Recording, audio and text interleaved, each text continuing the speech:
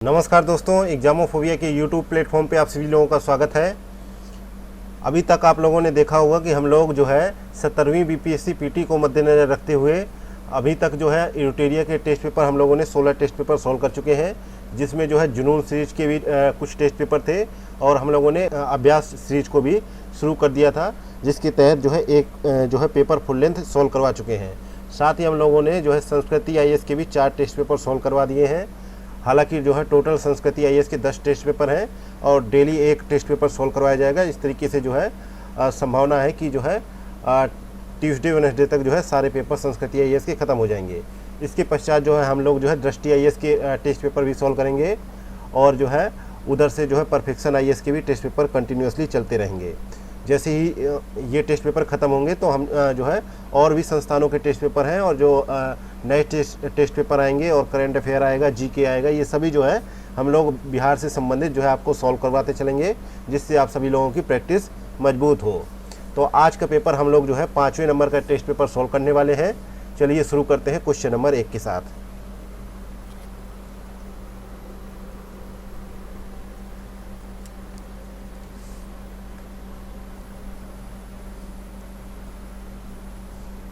Question number पहला है, निम्नलिखित में से कौन से जो है मेडुला ऑब्लागेंटा के कार्य हैं।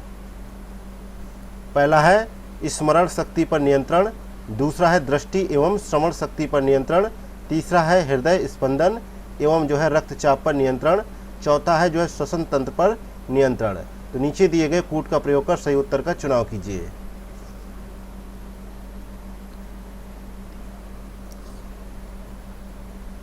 तो यहाँ पे देखा जाए मेडुला ऑब्लागेंटा के बारे में आपसे पूछा जा रहा है। तो इसके बारे में देखा जाए तो जो है मेडुला ऑब्लागेंटा जो है मस्तिष्क का जो है सबसे पीछे का जो है त्रिभुजाकार जो है भाग होता है। ये भोजन को निगलने एवं उल्टी जैसी क्रियाओं के साथ साथ जो है रक्तचाप के नियंत्रण का केंद्र है और इसके अलावा ये शरीर की सभी जो है अनैच्छिक क्रियाओं का केंद्र भी माना जाता है, जैसे कि जो है हृदय स्पंदन की दर तथा जो है श्वसन तंत्र पर जो है नियंत्रण करने में ये सहायक है। इस प्रकार से यहाँ पे तीसरा और चौथा सही है, तो सी ऑप्शन यहाँ पे करेक्ट आंसर हो जाएगा।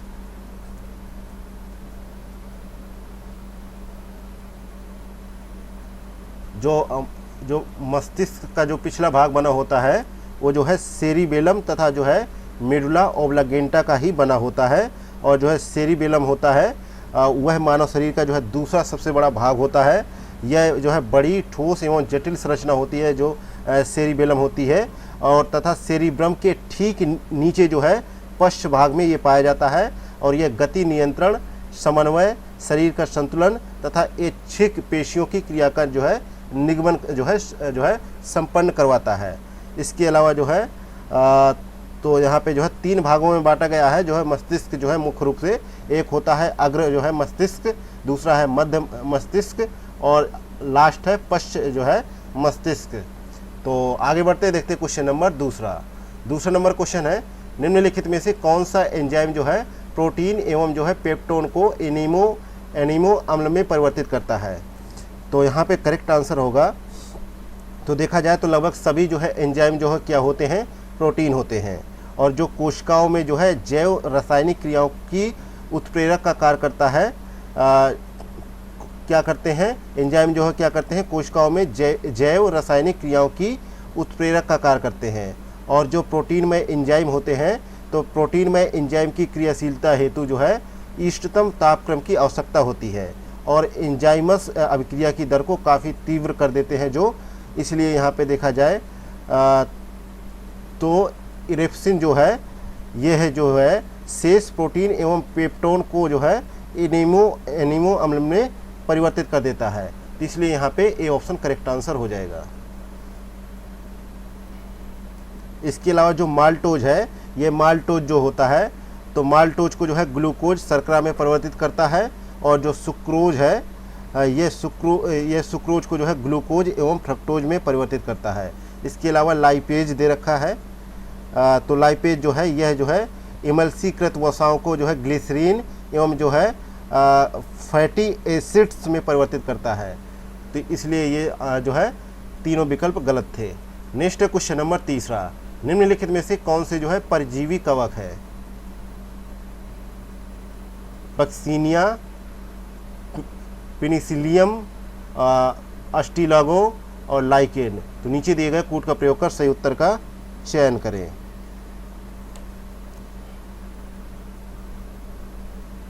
अस्टिलागो, पक्सीनिया, ये दोनों जो है परजीवी कवक होते हैं, परजीवी कवक होते हैं।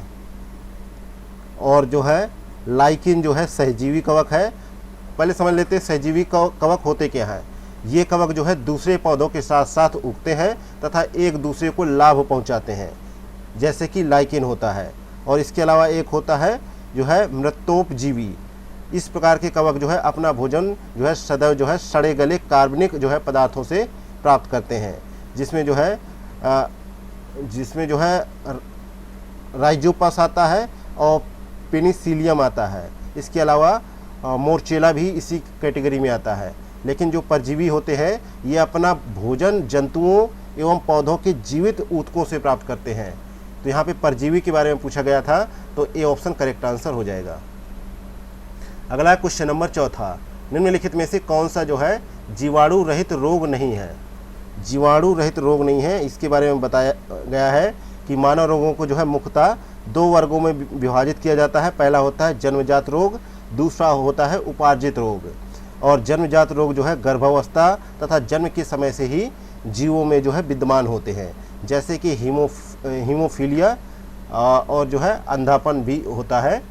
ये जो है क्या होते हैं, जन्मजात जो है बीमारियां होती हैं। इसके अलावा होता है उपार्जित रोग, ये जन्म के पश्चात जो है शरीर में उत्पन्न होते हैं। और जो है ये दो प्रकार के होते हैं, पहला होता है संक्रामक और दूसरा है असंक्रामक। संक्रामक रोग जो है जीवों में एक दूसरे के संपर्क में आने से फैलते हैं और ये रोग हानिकारक जो है सूक्ष्म जीवों जैसे जीवाणु, विषाणु तथा प्रोटोजोआ आदि के कारण फैलते हैं। और जो है जीवाणु जनित रोगों में जो है टिटनेस, हैजा, काली खांसी, निमोनिया, डिप्थीरिया, क्षय रोग तथा टाइफाइड आते हैं। तो इस प्रकार से यहाँ पे जीवाणु जनित रोग के बारे में पूछा गया है। तो डिप्थीरिया भी है, काली खांसी भी है और निमोनिया भी है, लेकिन इन्फ्लुएंजा नहीं है, इसलिए डी ऑप्शन यहाँ पे करेक्ट आंसर हो जाएगा। क्योंकि जो है रेबीज, चेचक, इन्फ्लुएंजा, चिकनगुनिया और जो है रूबेला इत्यादि जो है विषाणु जनित रोग है। और इसके अलावा जो है मलेरिया, पेचिस तथा कालाजार नामक रोगों को जो है प्रोटोजोआ से होने वाली रोगों की कैटेगरी में रखा गया है। नेक्स्ट है क्वेश्चन नंबर पाँचवा नंबर क्वेश्चन है कि निम्नलिखित युग्मों पर विचार कीजिए। एक तरफ विटामिन है, दूसरी तरफ रासायनिक नाम है। तो विटामिन B1 दे रखा है, इसका रासायनिक नाम होता है जो है थायमीन। इसकी कमी से जो है बेरी नामक रोग हो जाता है।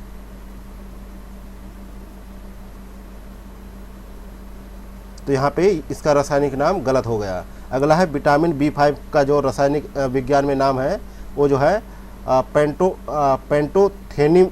पेंटोथेनिक एसिड के नाम से जाना जाता है। इसको पेंटोथेनिक एसिड के नाम से जाना जाता है विटामिन B5 को। इसलिए यहाँ पे देखा जाए तो ये सही सुमेलित है। अगला है विटामिन B9 को कहा जाता है फोलिक एसिड, तो यहाँ पे ये भी गलत है। अगला है विटामिन B6 जो है पायरिडॉक्सिन के नाम से जाना जाता है। इसका रासायनिक नाम है पायरिडॉक्सिन, और जिसका शरीर में अभाव होने पर जो है एनीमिया तथा पेशी ऐंठन जैसे विकार जन्म लेते हैं। तो यहाँ पे दूसरा तीसरा सही है, तो बी ऑप्शन करेक्ट आंसर हो जाएगा। नेक्स्ट है क्वेश्चन नंबर 6वां, निम्नलिखित में से किस हार्मोन के जो है अतिश्रावण से जो है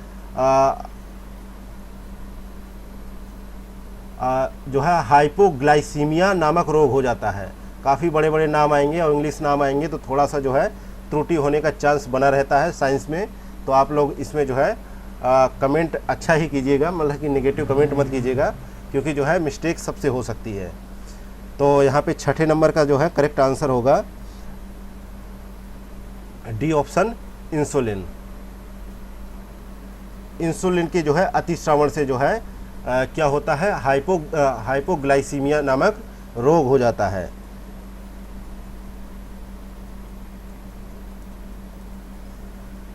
इसी को तो जो है डायबिटीज़ कहते हैं, इसी को ही डायबिटीज़ यानी मधुमेह कहा जाता है। और इसको जो है एक दूसरे नाम से भी कहा जाता है कि अति ग्लूकोज रक्तता बढ़ जाती है, जिसके कारण जो है मधुमेह नामक रोग हो जाता है। नेक्स्ट है क्वेश्चन नंबर 7वां, निम्नलिखित में से कौन से एंजाइम जो है अग्नाशयी रस के भाग हैं? पहला है इरिप्सिन, दूसरा है लेक्टेज, और तीसरा है ट्रिप्सिन, चौथा है जो है अमाइलेज। तो यहाँ पे 7वें में देखा जाए तो तीसरा और चौथा यहाँ पे करेक्ट आंसर होगा, क्योंकि जो है अग्नाशय में जो है मुख्य रूप से 5 एंजाइम पाए जाते हैं, जैसे ट्रिप्सिन, अमाइलेज और लाइपेज तथा माल्टेज, ये जो है पाए जाते हैं। लेकिन जो है यहाँ पे इरिप्सिन और जो है लेक्टेज का जो है जिक्र नहीं आता। इसमें जो है माल्टेज एवं जो है अमाइलेज कार्बोहाइड्रेट का जो है, ट्रिप्सिन प्रोटीन का तथा लाइपेज वसा का पाचन करता है। क्योंकि जो है माल्टेज जो होता है और अमाइलेज जो होता है ये कार्बोहाइड्रेट का पाचन करता है, और ट्रिप्सिन प्रोटीन का तथा जो है लाइपेज का जो है लाइपेज जो है वसा का पाचन कर रहे होते हैं। तो इसलिए यहाँ पे देखा जाए तो बी ऑप्शन करेक्ट आंसर हो जाएगा।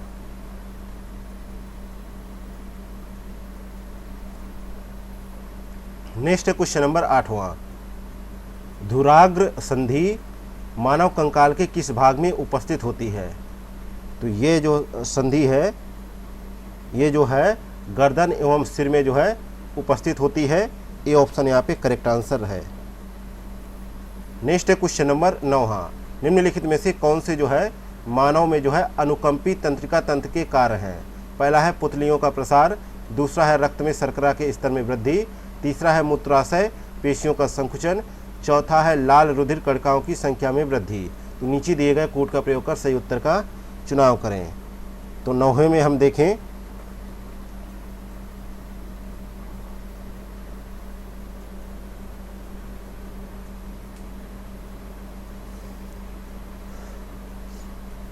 पहला सही है, दूसरा सही है, चौथा सही है, लेकिन तीसरा यहाँ पे गलत हो जाता है। तो हमें पूछा गया है अनुकंपी तंत्रिका तंत्र के कार्य के बारे में। तो जो मानव का शरीर होता है वह सोचने, समझने तथा स्मरण रखने के साथ ही शरीर के विभिन्न अंगों के कार्यों में जो है सामंजस्य तथा संतुलन स्थापित करने का कार्य करता है। इसे ही जो है तंत्रिका तंत्र कहते हैं।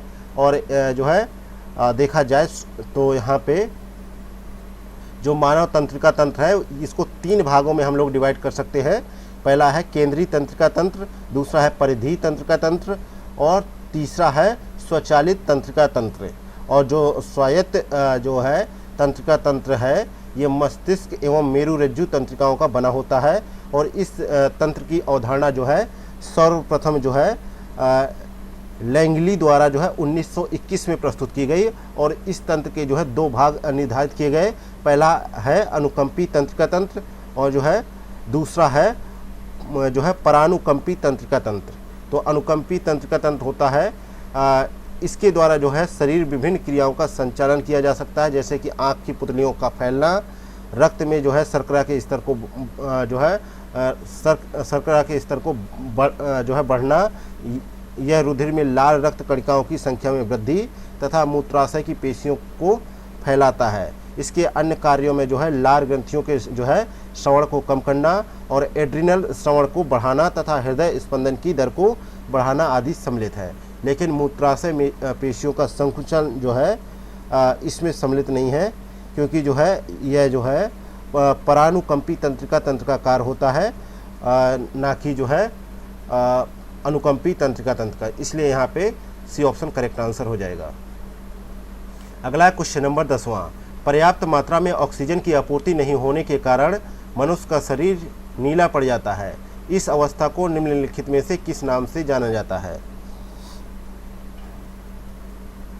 तो इसको जो है साइनोनिस के नाम से जाना जाता है। साइनोनिस के नाम से जाना जाता है। बी ऑप्शन करेक्ट आंसर है। और कभी कभी जो है देखा जाता है कि फेफड़े द्वारा जो है रक्त को जो है शुद्ध न कर पाना भी इसका एक कारण माना जाता है।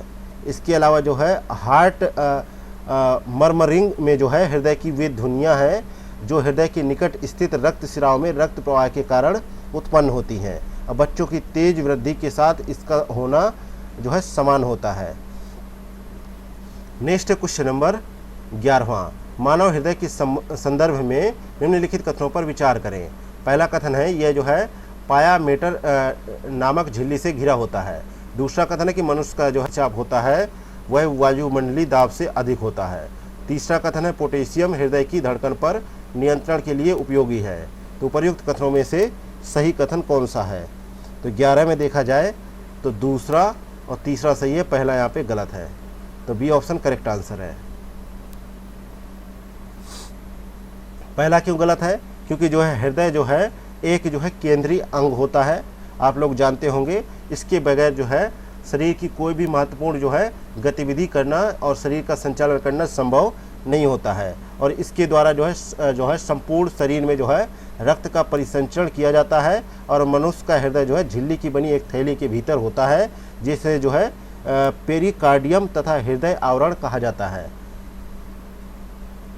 तो यहाँ पे पहला कथन गलत हो जाता है।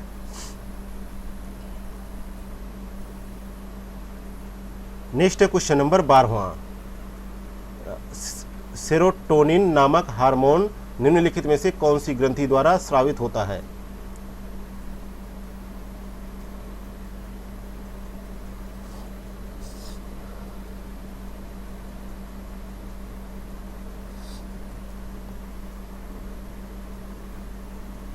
यह जो है एक न्यूरोट्रांसमीटर हार्मोन है जो तंत्रिका कोशिकाओं के बीच जो है सूचनाओं का आदान प्रदान तथा रक्त वाहिकाओं का संचलन जो है संकुचन कर जो है रक्त दाब बढ़ाने का कार्य करता है। और यह जो है मानव की जो है मनोदशा है उसको जो है विनियमित करता है। इसलिए यहाँ पे करेक्ट आंसर होगा जो है बी ऑप्शन।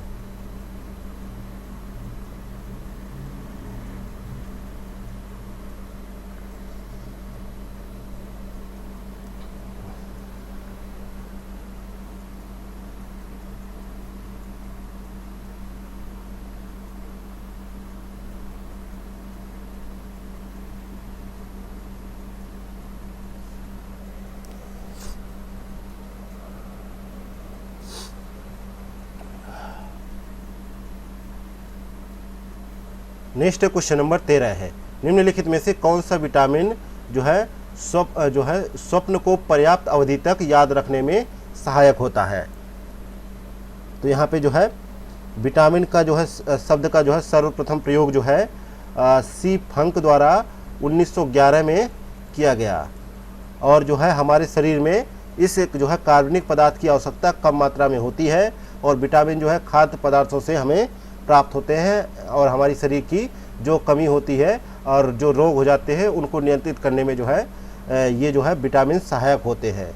और इनके जो है काफ़ी सारे प्रकार होते हैं, जैसे जल में घुलनशील विटामिन होते हैं विटामिन बी, सी, और वसा में घुलनशील विटामिन होते हैं ए, डी, ई, के। लेकिन यहाँ पे पूछा गया है स्वप्न को पर्याप्त अवधि तक जो है याद रखने में सहायक कौन सा विटामिन होता है? तो यहाँ पे देखा जाए तो जो विटामिन जो है B6 है यह जो है सपनों को याद रखने में सहायक है। और यह विटामिन जो है जल में घुलनशील विटामिन है। इसकी कमी से जो है शारीरिक वृद्धि अवरुद्ध हो जाती है और व्यक्ति जो है अरक्तता का शिकार हो जाता है। और हरी सब्जियां तथा मांस इत्यादि में इसका जो है पूरा स्रोत हमें देखने को मिलता है। तो इसलिए आप लोग जो है हरी सब्जियां और जो है मीट मछली ज़्यादा खाया करिए, जिससे जो है इस जो है विटामिन की कमी को पूरा किया जा सकता है। नेक्स्ट है क्वेश्चन नंबर 14, यदि पिता का रक्त जो है RH+ तथा माता का रक्त जो है RH- है तो इनसे उत्पन्न होने वाली संतान के निम्नलिखित में से किस रोग से ग्रसित होने की संभावना होगी? तो 14 में हमें देखने को क्या मिलता है कि जो है एरिथ्रोब्लास्टोसिस से जो है ग्रसित होगा वो संतान। डी ऑप्शन करेक्ट आंसर है। यह जो है RH कारक से संबंधित रोग है जो केवल गर्भावस्था में शिशुओं में हो सकता है। इससे संभावित शिशु की गर्भावस्था में ही मृत्यु होने की संभावना रहती है।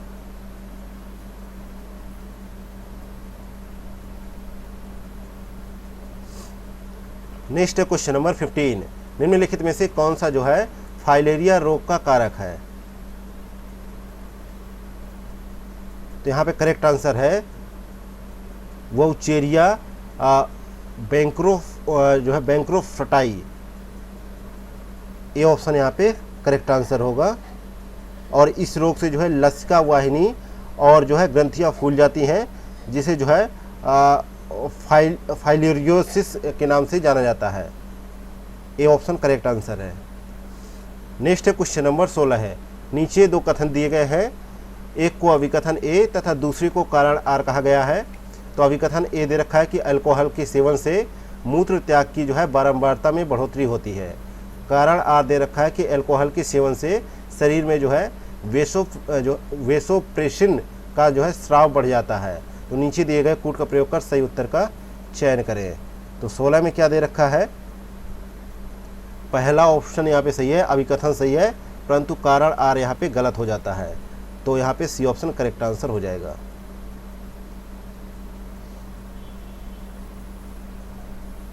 नेक्स्ट है क्वेश्चन नंबर 17, निम्नलिखित युग्मों में से कौन सा सही सुमेलित नहीं है? तो रोगों का मिलान करना है कारक या कीट से। तो यहाँ पे 17 में देखा जाए तो फाइलेरिया के सामने क्या दे रखा है?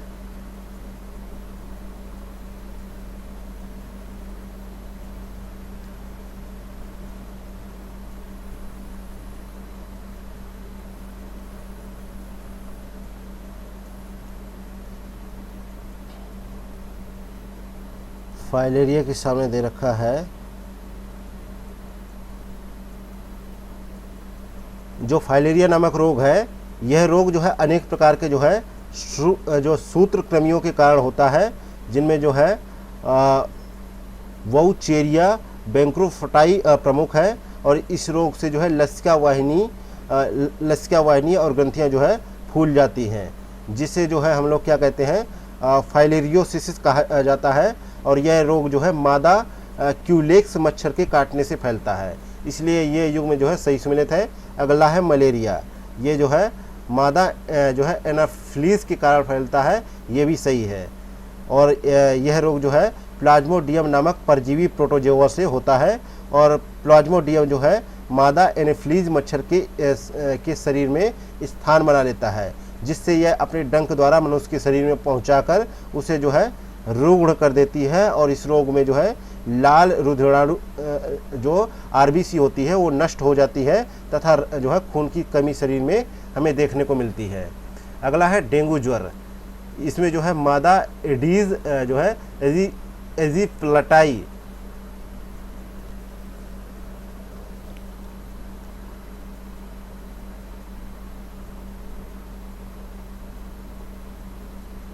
क्योंकि जो है यह रोग जो है डेंगू ज्वर जो रोग होता है यह एक जो है विषाणु के कारण होता है। और इस रोग को जो है एडीज एजिप्टाई नामक मच्छर द्वारा संचारित किया जाता है। और इस रोग में जो है अचानक तेज ज्वर आ जाता है और चेहरे पर जो है पित्तियाँ निकल आती है। इस रोग को जो है हड्डी तोड़ बुखार के नाम से जाना जाता है, ये भी सही है। लेकिन काला जार नामक रोग दे रखा है, इसके सामने लिखा है मादा जो है कुलिसेटा जो है यह जो है इसका जो है यह जो है परजीवी से जो है रोग का जो है वाहक जो है बालू मक्खी है, जिसको जो है सैंड फ्लाई के नाम से जानते हैं, इसलिए ये ऑप्शन यहाँ पे गलत है। तो गलत के लिए पूछा गया था, तो डी ऑप्शन करेक्ट आंसर हो जाएगा। अगला क्वेश्चन नंबर 18 है, निम्नलिखित में से कौन सी जो है स्तनियों की जो है कर्ण गुहा में मोम के समान पदार्थ का स्राव करने वाली ग्रंथियां हैं? तो करेक्ट आंसर है सेरुमिनस ग्रंथियां हैं। ये जो है कान में स्थित होती हैं और बाह्य कर्ण कुहर पर जो है श्वेत ग्रंथियां जो है सेरुमिनस ग्रंथियों में रूपांतरित हो जाती हैं, जो देखा जाए तो सेरुमिन या जो है कर्ण मोम का स्राव करती हैं, इसलिए यहाँ पे बी ऑप्शन करेक्ट आंसर है। अगला क्वेश्चन नंबर 19 है, मानव वृक्क में पाई जाने वाली पथरी निम्नलिखित में से किस रासायनिक यौगिक से निर्मित होती है?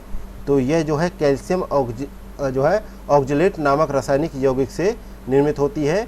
इसमें कैल्शियम ऑक्जेलेट के साथ यूरिक अम्ल तथा जो है कैल्शियम फॉस्फेट भी होता है। तो इस प्रकार यहाँ पे सी ऑप्शन करेक्ट आंसर हो जाएगा। नेक्स्ट है क्वेश्चन नंबर 20। संघ मोलस्का के संदर्भ में निम्नलिखित कथनों पर विचार करें। पहला कथन है कि संघ मोलस्का प्राणी जगत का सबसे बड़ा संघ है। दूसरा कथन है इनमें जो है खुला परिसंचरण तंत्र पाया जाता है। तीसरा कथन है कि इनमें जो है नर मादा जो है पृथक एवं अंड प्रजनक होते हैं। तो उपर्युक्त कथनों में से कौन सा कथन सही है? तो 20 में देखा जाए तो दूसरा तीसरा यहाँ पे सही है। तो यहाँ पे बी ऑप्शन करेक्ट आंसर है। पहला इसलिए गलत है क्योंकि जो है मोलस्का दूसरा सबसे बड़ा प्राणी संघ है और पृथ्वी पर जो है सबसे बड़ा प्राणी संघ जो होता है जो है आर्थ्रोपोडा है, जिसमें कीट भी सम्मिलित है। और पृथ्वी पर जो है लगभग 2/3 जाति होती है वो आर्थ्रोपोडा ही पाई जाती है। इसलिए यहाँ पे पहला स्टेटमेंट गलत था, दूसरा तीसरा सही है। नेक्स्ट है क्वेश्चन नंबर 21। प्रकाश संश्लेषण के समय निम्नलिखित में से कौन सी क्रियाएं होती हैं? पहला है क्लोरोफिल द्वारा प्रकाश ऊर्जा का अवशोषण।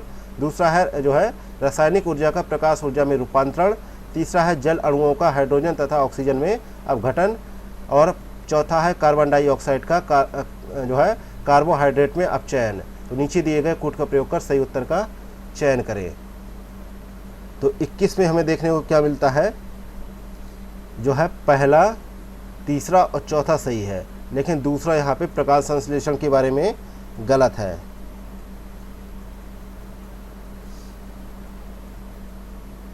क्योंकि इसके तहत जो है प्रकाश ऊर्जा को जो है रासायनिक ऊर्जा में रूपांतरित किया जाता है, लेकिन जो है रासायनिक ऊर्जा का प्रकाश ऊर्जा में रूपांतरण नहीं होता है। इसलिए दूसरा ऑप्शन गलत था।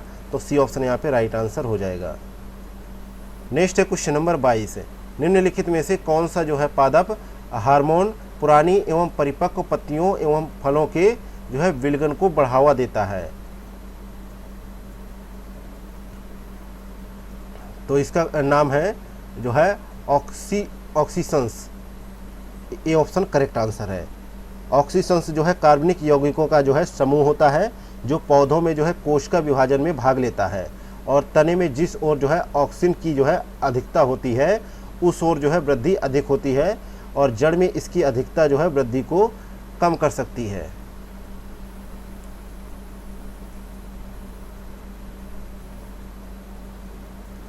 नेक्स्ट है क्वेश्चन नंबर 23।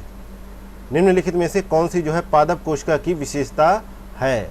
पहला है जो है सेलुलोज से निर्मित जो है कोशिका भित्ति। दूसरा है जो है सेंट्रोसोम एवं सेंट्रियोल अनुपस्थित। तीसरा है आरक्षित भोजन का जो है ग्लाइकोजन के रूप में भंडारण। तो नीचे दिए गए कूट का प्रयोग कर सही उत्तर का चुनाव करें। तो 23 में हमें क्या देखने को मिलता है? पहला दूसरा तो सही है, लेकिन यहाँ पे तीसरा स्टेटमेंट यहाँ पे गलत हो जाता है।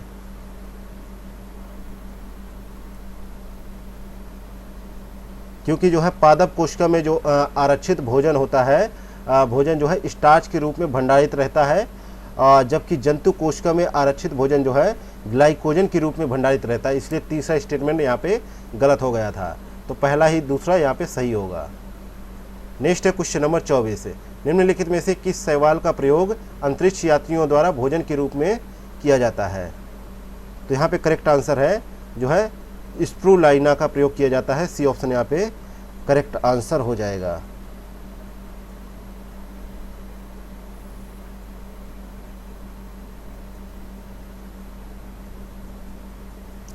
इसमें जो है प्रोटीन जो है प्रचुर मात्रा में जो है विद्यमान होता है, यहाँ तक कि इसका प्रयोग जो है अंतरिक्ष यात्री भी भोजन के रूप में करते हैं।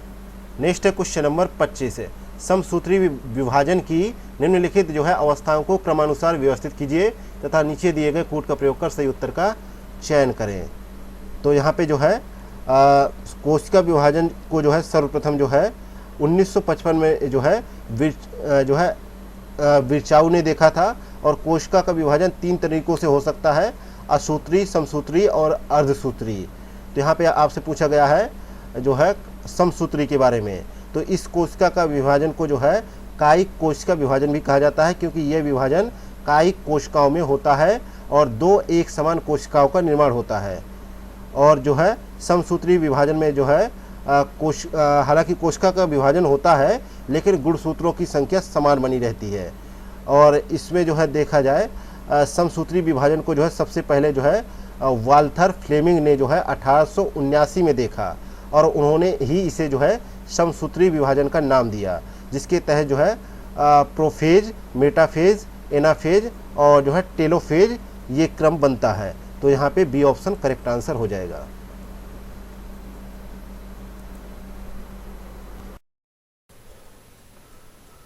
नेक्स्ट है क्वेश्चन नंबर 26।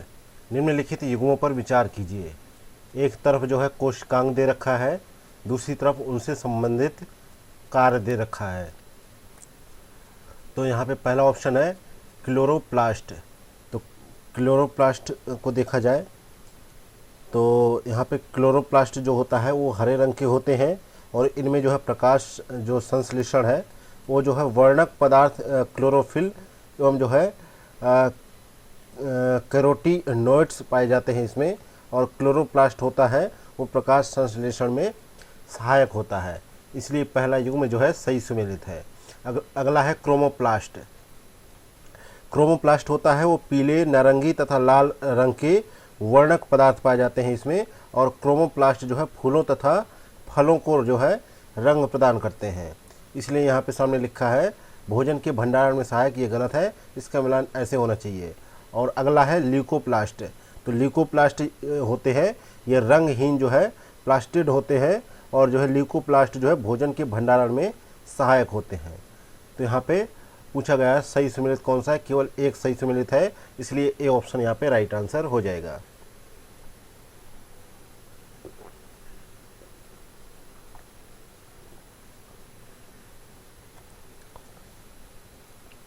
अगला है क्वेश्चन नंबर 27। लाइकिन के संदर्भ में निम्नलिखित कथनों पर विचार करें। पहला कथन है ये सहजीवी साहचर्य का परिणाम है। दूसरा कथन है कि ये जल प्रदूषण के उत्तम संकेतक हैं। तीसरा कथन है इनमें जो है प्रजनन कायिक तथा लैंगिक दोनों विधियों से होता है।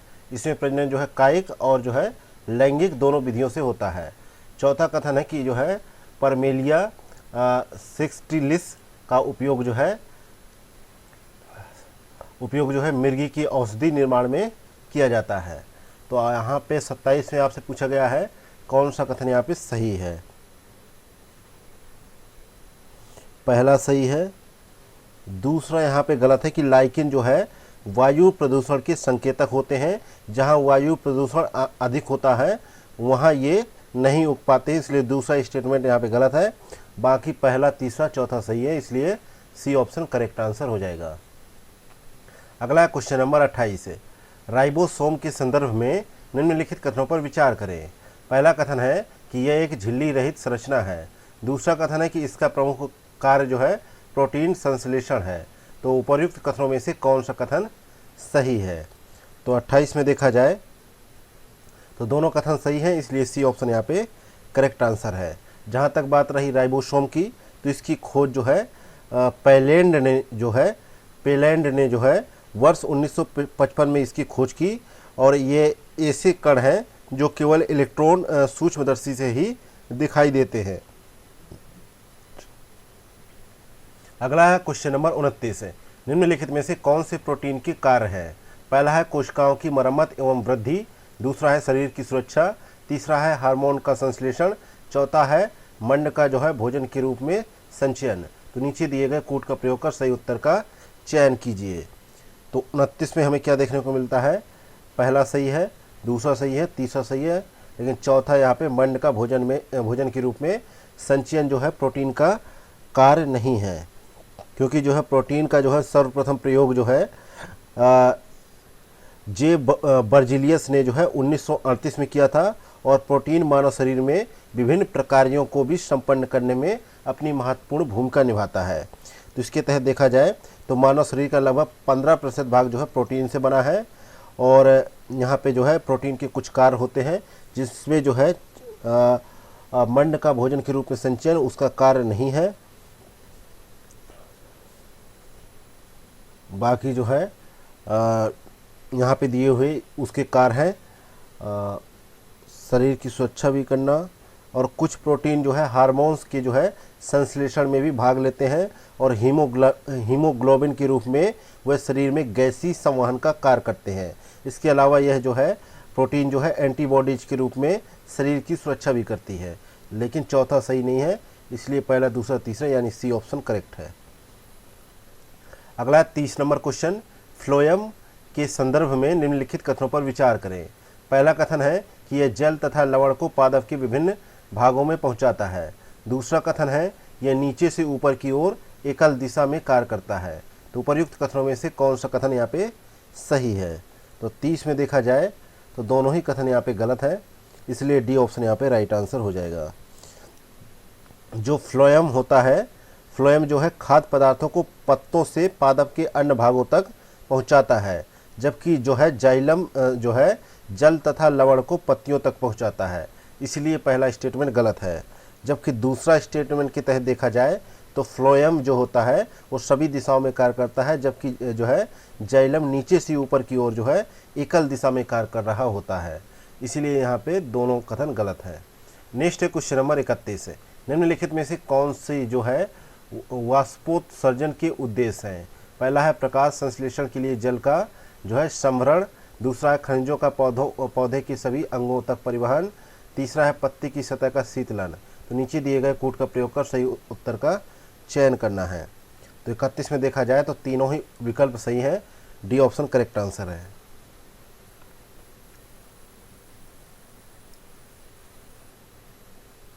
नेक्स्ट क्वेश्चन नंबर 32, निम्नलिखित में से किस नील हरित शैवाल के कारण लाल सागर का जो रंग है वो लाल दिखाई पड़ता है? तो यहाँ पे जो है 4 विकल्प दिए गए हैं।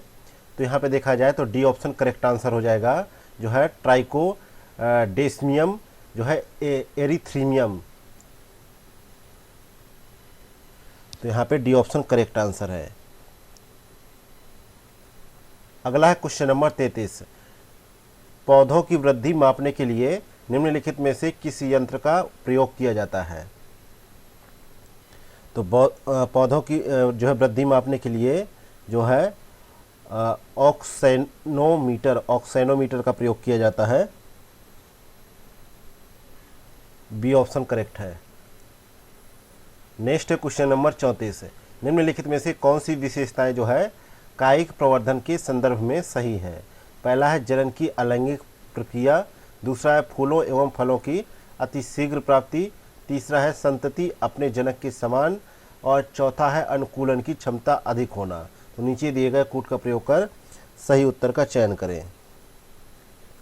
तो पहला, दूसरा, तीसरा सही है, लेकिन चौथा यहाँ पे गलत है, क्योंकि जो है विविधता के अभाव के कारण जो है कायिक प्रवर्धन द्वारा उत्पन्न पौधों की अनुकूलन क्षमता में कमी पाई जाती है।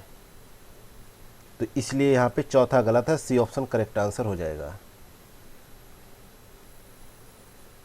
नेक्स्ट है क्वेश्चन नंबर 35, निम्नलिखित युग्मों में से कौन सा सही सुमेलित नहीं है?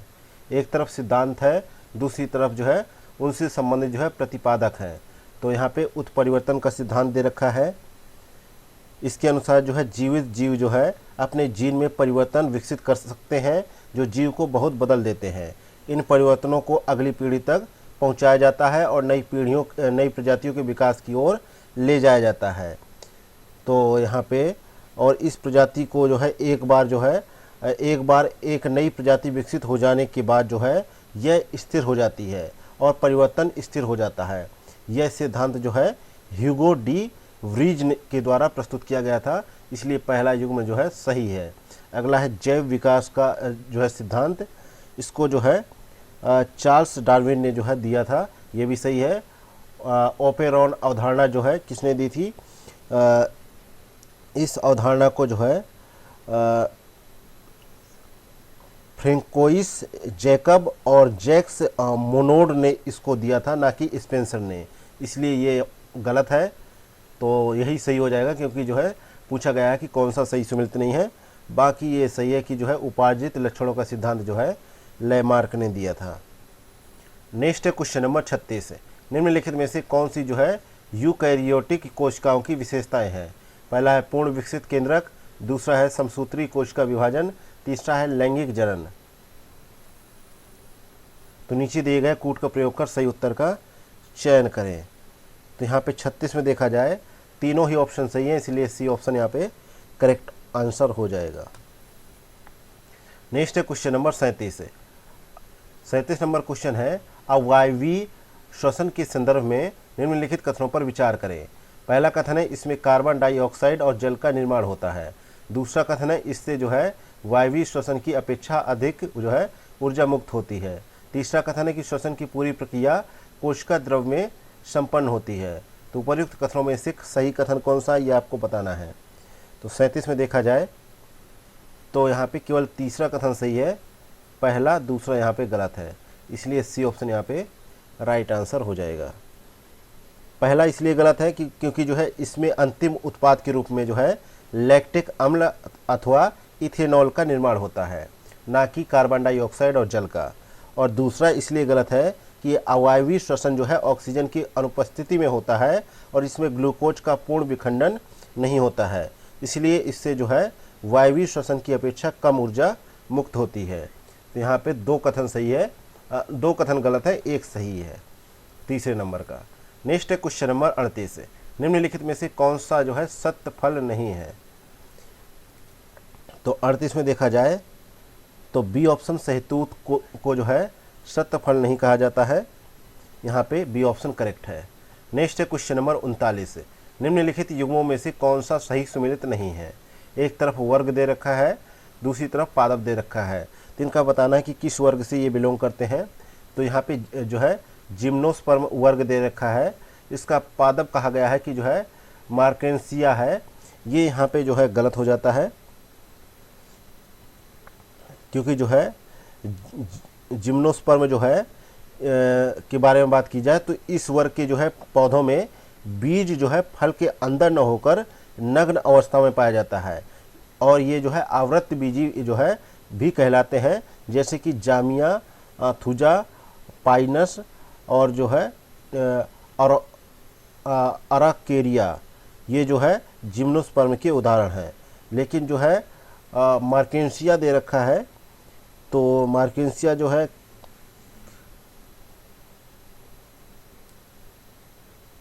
ये जो है ब्रायोफाइटा जो है वर्ग से संबंधित है पादप जो है मार्केंसिया, क्योंकि जो है ब्रायोफाइटा जो है यह एक वनस्पति जगत का जो है बहुत ही बड़ा जो है वर्ग समूह है, और इसके अंतर्गत जो है शामिल पौधों में वास्तविक संवहन ऊतक नहीं पाए जाते हैं। नेक्स्ट है क्वेश्चन नंबर 40। निम्नलिखित में से किसे जो है फूल खिलाने वाला हार्मोन्स के नाम से जाना जाता है। तो फूल खिलाने वाला हार्मोन्स कौन सा है। तो यहाँ पे बी ऑप्शन फ्लोरीजेंस को जो है फूल खिलाने वाला हार्मोन कहा जाता है, जो है बी ऑप्शन करेक्ट आंसर है। नेक्स्ट है क्वेश्चन नंबर 41। 8 मई 2024 को मनाए गए विश्व रेड क्रॉस दिवस 2024 का विषय निम्नलिखित में से क्या है। तो इसका जो है विषय है मैं खुशी के साथ देता हूँ, और जो खुशी मैं देता हूँ वह एक पुरस्कार है। तो यहाँ पे डी ऑप्शन करेक्ट आंसर हो जाएगा।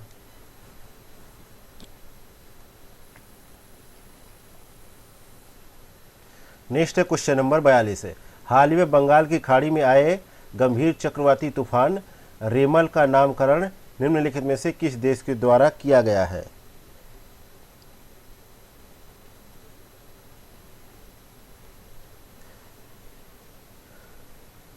रेमल जो होता है ये अरबी भाषा का शब्द है, जिसका अर्थ होता है रेत, और जो है तो यहाँ पे देखा जाए तो विश्व मौसम विज्ञान संगठन द्वारा 1972 में उष्णकटिबंधीय चक्रवातों पर एक पैनल स्थापित किया गया, और वर्तमान में 13 मेंबर इसमें हैं जो यहाँ पे तूफानों का जो है नामकरण करते हैं।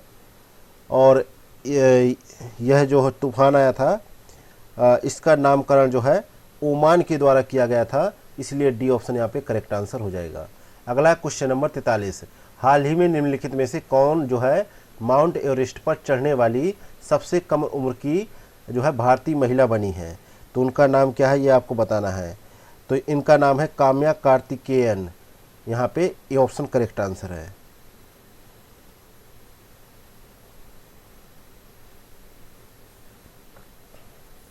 नेक्स्ट है क्वेश्चन नंबर 44 है, यात्रा एवं पर्यटन प्रतिस्पर्धा सूचकांक 2024 के संदर्भ में निम्नलिखित कथनों पर विचार करें। पहला कथन है, इसे विश्व आर्थिक मंच द्वारा एक वर्ष में 2 बार जारी किया जाता है। दूसरा कथन है, इसमें भारत ने 108वां स्थान हासिल किया है। तो उपर्युक्त कथनों में से कौन सा कथन सही है? तो 44 में देखा जाए तो दोनों ही कथन यहाँ पे गलत है, इसीलिए डी ऑप्शन करेक्ट आंसर हो जाएगा। पहला इसलिए गलत है क्योंकि इसे जो है प्रतिवर्ष नहीं 2 वर्ष में एक बार जारी किया जाता है, और भारत का इसमें जो है 119 देशों में 39वां स्थान है, और 2021 में भारत का स्थान 54वां था, इसलिए दोनों ही स्टेटमेंट गलत है। नेक्स्ट है क्वेश्चन नंबर 45, हाल ही में चर्चा में रही पुस्तक अ fly on the RBI wall के लेखक निम्नलिखित में से कौन है? तो 45 में करेक्ट आंसर है जो है अल्पना कालीवाला है, डी ऑप्शन करेक्ट आंसर है। और इस पुस्तक में जो है अल्पना कालीवाला ने जो है रघुराम राजन के RBI गवर्नर बनने के बाद उनकी सार्वजनिक छवि को लेकर हुए शुरुआती संघर्षों का वर्णन किया गया है। नेक्स्ट है क्वेश्चन नंबर 46, हाल ही में जो है कार्लोस अल्कराज ने फ्रेंच ओपन 2024 का खिताब अपने नाम कर लिया। ये निम्नलिखित में से किस देश से संबंधित है? ये जो है स्पेन से संबंधित है, बी ऑप्शन करेक्ट आंसर है। नेक्स्ट है क्वेश्चन नंबर 47, हाल ही में निम्नलिखित में से कौन जो है भारतीय नौसेना की पहली महिला हेलीकॉप्टर पायलट बनी है?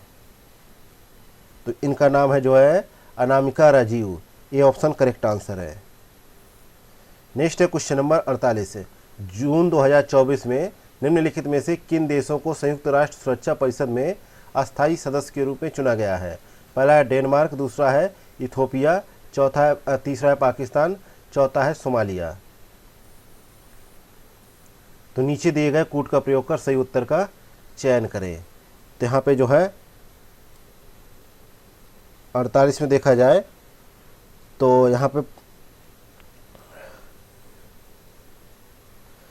तो संयुक्त राष्ट्र सुरक्षा परिषद की स्थापना जो है 1945 में की गई, और इसमें जो है 15 सदस्य देश हैं, जिनमें से चीन, फ्रांस, रूस, ब्रिटेन और अमेरिका जो है स्थायी मेंबर है, और शेष 10 मेंबर जो है अस्थायी मेंबर है। तो इस प्रकार यहाँ पे सी ऑप्शन करेक्ट आंसर हो जाएगा। नेक्स्ट है क्वेश्चन नंबर 49, हाल ही में साउलोस चिलिमा की विमान दुर्घटना में मृत्यु हो गई। ये निम्नलिखित में से किस देश के उपराष्ट्रपति थे? तो ये जो है कहाँ के? मलावी के जो है उपराष्ट्रपति थे, ये ऑप्शन करेक्ट आंसर है। ये जो है पूर्वी अफ्रीका का एक देश है, और इस देश की राजधानी जो है लिंगलोंगवे थी। अजीब अजीब से नाम आ जाते हैं यार। नेक्स्ट क्वेश्चन नंबर 50, हाल ही में निम्नलिखित में से कौन सा देश जो है अंतर्राष्ट्रीय सौर गठबंधन में पूर्ण सदस्य के रूप में शामिल होने वाला 100वां देश बन गया है? तो इस देश का नाम है Paraguay, C option correct answer है। नेक्स्ट है क्वेश्चन नंबर 51, जब कोई उत्तल लेंस किसी वस्तु का वास्तविक जो है प्रतिबिंब बनाता है तो वस्तु और उसके जो है प्रतिबिंब के बीच की दूरी निम्नलिखित में से किसके बराबर होती है? तो क्या उनका करेक्ट आंसर होता है कि उत्तल लेंस की फोकस दूरी का 4 गुना होती है। यहाँ पे डी ऑप्शन करेक्ट आंसर है।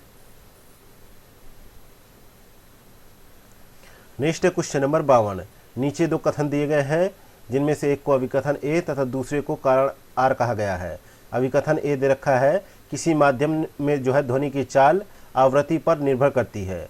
कारण आर दे रखा है, एक माध्यम से दूसरे माध्यम में जाने पर ध्वनि की आवृत्ति अपरिवर्तित रहती है। तो नीचे दिए गए कूट का प्रयोग कर सही उत्तर का चयन करें। तो 52 में देखा जाए तो यहाँ पे जो है ए ऑप्शन यहाँ पे गलत है, किंतु आर ऑप्शन यहाँ पे सही है।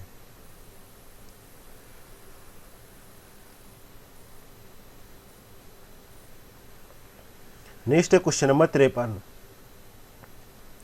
निम्नलिखित में से कौन सी घटना जो है प्रकाश के अपवर्तन के कारण जो है घटित होती है? तो ये घटना है कि रात्रि के समय जो है तारों का टिमटिमाना जो है प्रकाश के अपवर्तन के कारण जो है घटित होने वाली घटना है। और जब प्रकाश की किरणें एक जो है पारदर्शी माध्यम से दूसरे पारदर्शी माध्यम में प्रवेश करती है तो दूसरे माध्यम में इसके संचरण की दिशा परिवर्तित हो जाती है। ये परिघटना जो है प्रकाश का अपवर्तन कहलाती है। नेक्स्ट है क्वेश्चन नंबर 54। पराश्रव तरंगों का प्रयोग निम्नलिखित में से किन उद्देश्यों के लिए किया जाता है? पहला है दूध के अंदर के हानिकारक जीवाणुओं को नष्ट करने में, दूसरा है गठिया रोग के उपचार में, तीसरा है जो है मस्तिष्क के ट्यूमर का पता लगाने में, चौथा है समुद्र की गहराई का पता लगाने में। तो नीचे दिए गए कूट का प्रयोग कर सही उत्तर का चयन किया जाए। तो 54 में हमें देखने को क्या मिलता है? चारों कथन सही है, इसलिए डी ऑप्शन करेक्ट आंसर हो जाएगा। नेक्स्ट है क्वेश्चन नंबर 55। साधारण वायुमंडलीय दाब पर जल का क्वथनांक 100 डिग्री सेल्सियस होता है। यदि दाब का जो है दोगुना कर दिया जाए तो जल का क्वथनांक कितना हो जाएगा?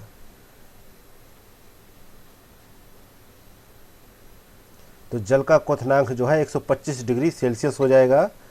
यहाँ पे ए ऑप्शन करेक्ट आंसर है। नेक्स्ट है क्वेश्चन नंबर 56। निम्नलिखित युग्मों में से कौन सा सही सुमेलित है? उपकरणों का मिलान करना है ऊर्जा का रूपांतरण से। तो यहाँ पे जो है हम पहुँचे हैं 56 में। तो यहाँ पे देखा जाए माइक्रोफोन दे रखा है। तो माइक्रोफोन में जो होता है ध्वनि ऊर्जा को विद्युत ऊर्जा में कन्वर्टेड किया जाए तो उसे कहा जाता है, लेकिन जस्ट विपरीत दे रखा है, इसलिए पहला गलत है। अगला सितार यांत्रिक ऊर्जा को जो है ध्वनि ऊर्जा में परिवर्तित करना है, ये सही है। अगला डायनेमो है। तो डायनेमो जो है यांत्रिक ऊर्जा को विद्युत ऊर्जा में, ये गलत है। अगला है विद्युत सेल,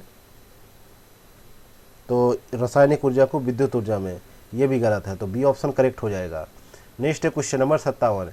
यदि किसी वस्तु के वेग का जो है परिमाण समय के साथ साथ बढ़ जाता है या बढ़ रहा है तो वस्तु का त्वरण जो है निम्नलिखित में से किस प्रकार जो है प्रभावित होगा?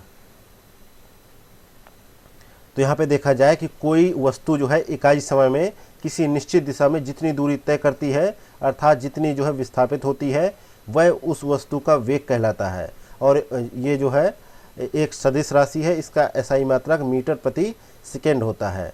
वेग जो है धनात्मक, ऋणात्मक या शून्य भी हो सकता है, लेकिन जो है यहाँ पे जो पूछा गया है तो उसके बारे में बात की जाए तो जो है यदि वस्तु के वेग में बराबर जो है समय अंतरालों के जो है समयांतरालों में जो है बराबर परिवर्तन हो रहा है तो उसका त्वरण जो है एक समान रहता है। यदि वस्तु के वेग का जो है परिमाण जो है समय के साथ साथ बढ़ रहा है तो वस्तु का त्वरण जो है धनात्मक होगा।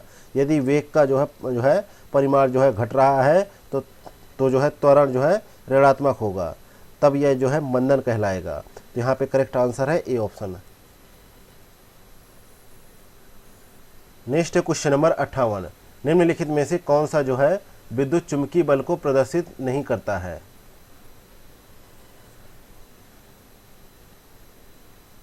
तो यहाँ पे जो है करेक्ट आंसर है डी ऑप्शन। इलेक्ट्रॉन का नाभिक के चारों ओर घूमना जो है चुंबकीय बल को प्रदर्शित नहीं करता है।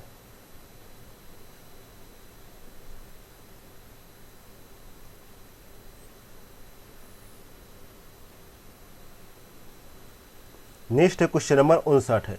निम्नलिखित में से कौन से जो है गति के प्रथम नियम को संदर्भित करते हैं? पहला है कंबल को पीटने पर धूल के कणों का नीचे गिरना, दूसरा है पेड़ की टहनियों को हिलाने पर फल टूटकर नीचे गिरना, तीसरा है ऊंचाई से कूदने पर चोट लगना, चौथा है रॉकेट का आगे बढ़ना। तो नीचे दिए गए कूट का प्रयोग कर सही उत्तर का चयन कीजिए। तो यहाँ पे देखा जाए पहला दूसरा तो सही है, लेकिन जो है तीसरा चौथा यहाँ पे गलत हो जाता है। ये जो है गति के जो नियम हैं उसके जो है विपरीत हो जाते हैं। तो यहाँ पे कहा जाए ऊंचाई से कूदने पर जो है चोट लगना जो है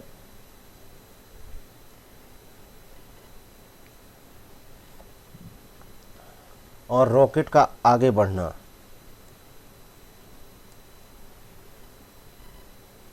रॉकेट का आगे बढ़ना, ऊंचाई से गिरने पर चोट लगना, ये दोनों जो है गति के जो है तृतीय नियम के अनुसार आते हैं, ना कि प्रथम नियम के अनुसार। नेक्स्ट है क्वेश्चन नंबर 60। निम्नलिखित में से कौन सा जो है विभिन्न माध्यमों में प्रकाश की चाल का सही अवरोही क्रम है? तो 60 में जो है निर्वात, जल, तारपीन का तेल और कांच। नेक्स्ट है क्वेश्चन नंबर 61 है, निम्नलिखित में से कौन सा जो है वर्षा की बूंद के गोलाकार होने का कारण है। तो वर्षा की बूंदों का गोलाकार होने का कारण जो है पृष्ठ तनाव है। डी ऑप्शन यहाँ पे करेक्ट आंसर है। नेक्स्ट है क्वेश्चन नंबर 62 है, निम्नलिखित कथनों पर विचार करें। पहला कथन है ठोस पदार्थों में ऊष्मा का जो है संचरण संवहन द्वारा होता है। दूसरा कथन है कि विकिरण के प्रभाव के कारण ही जो है धातु के प्याले की तुलना में चीनी मिट्टी के प्याले में चाय पीना आसान होता है। तो उपर्युक्त कथनों में से कौन सा कथन सही है। तो 62 में हमें देखने को क्या मिलता है, जो है दोनों ही कथन यहाँ पे गलत है। डी ऑप्शन करेक्ट आंसर है।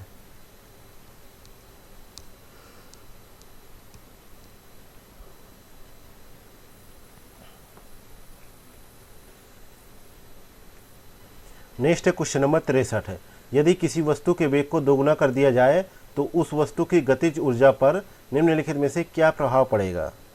तो 63 में करेक्ट आंसर है गतिज ऊर्जा जो है 4 गुना हो जाएगी। डी ऑप्शन करेक्ट आंसर है। नेक्स्ट है क्वेश्चन नंबर 64 है, यदि कोई लिफ्ट एक समान वेग से नीचे की ओर गति कर रही है तो लिफ्ट में बैठे व्यक्ति को अपने भार में क्या परिवर्तन महसूस होगा। तो 64 में जो है भार में कोई परिवर्तन महसूस नहीं होगा। सी ऑप्शन यहाँ पे करेक्ट आंसर है।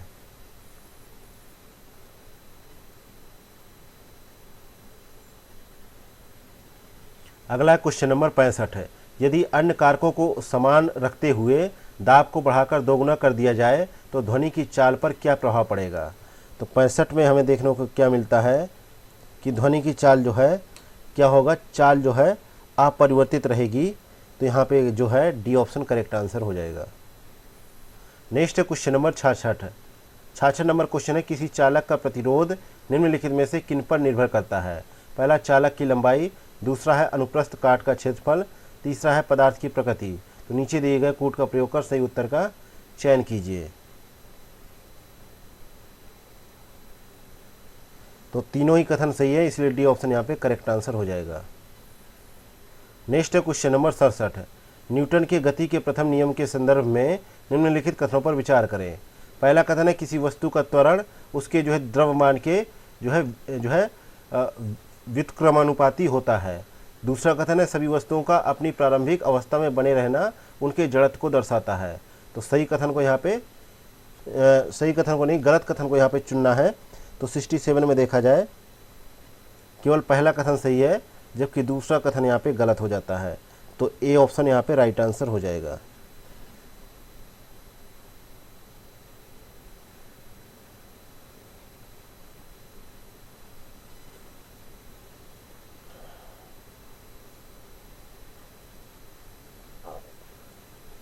अच्छा एक मिनट, पहला गलत है दूसरा सही है।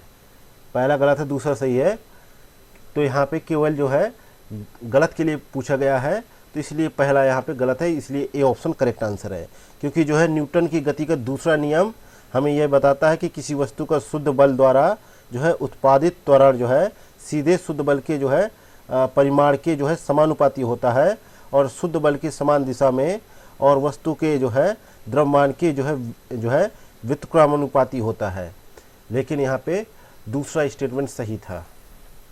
नेक्स्ट है क्वेश्चन नंबर 68 है, पुलिस द्वारा चलते वाहनों की गति की जांच करने के लिए प्रयोग की जाने वाली स्पीड ट्रैक गन निम्नलिखित में से किस सिद्धांत पर कार्य करती है।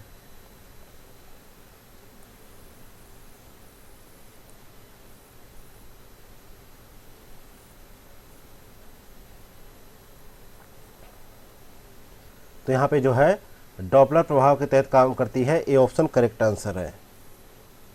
नेक्स्ट है क्वेश्चन नंबर 69, प्रत्यावर्ती धारा के संदर्भ में निम्नलिखित कथनों पर विचार करें। पहला कथन है कि इसमें धारा एक ही दिशा में प्रवाहित होती है। दूसरा कथन है कि ऊर्जा का क्षय कम होने के कारण इसे जो है लंबी दूरी तक प्रवाहित किया जा सकता है। तो उपर्युक्त कथनों में से कौन सा कथन सही है।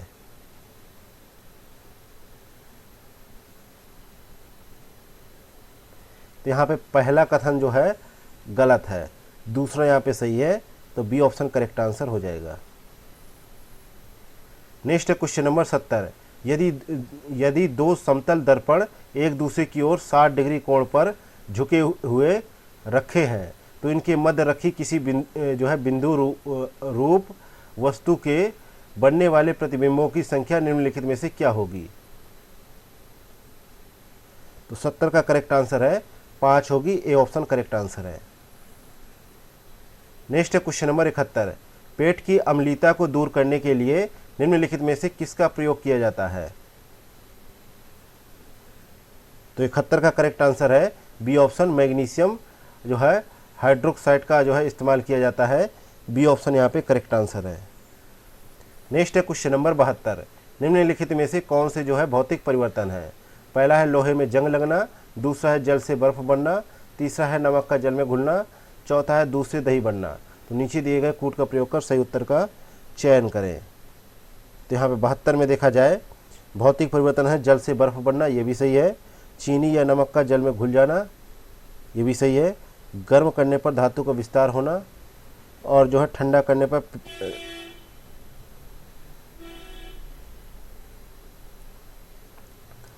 करने पर पिघली हुई धातु का जमना और मोम का पिघलना। तो यहाँ पे दूसरा तीसरा सही है, जबकि पहला और चौथा यहाँ पे गलत हो जाता है, क्योंकि दूध से दही का बनना और लोहे में जंग लगना रासायनिक परिवर्तन के उदाहरण है।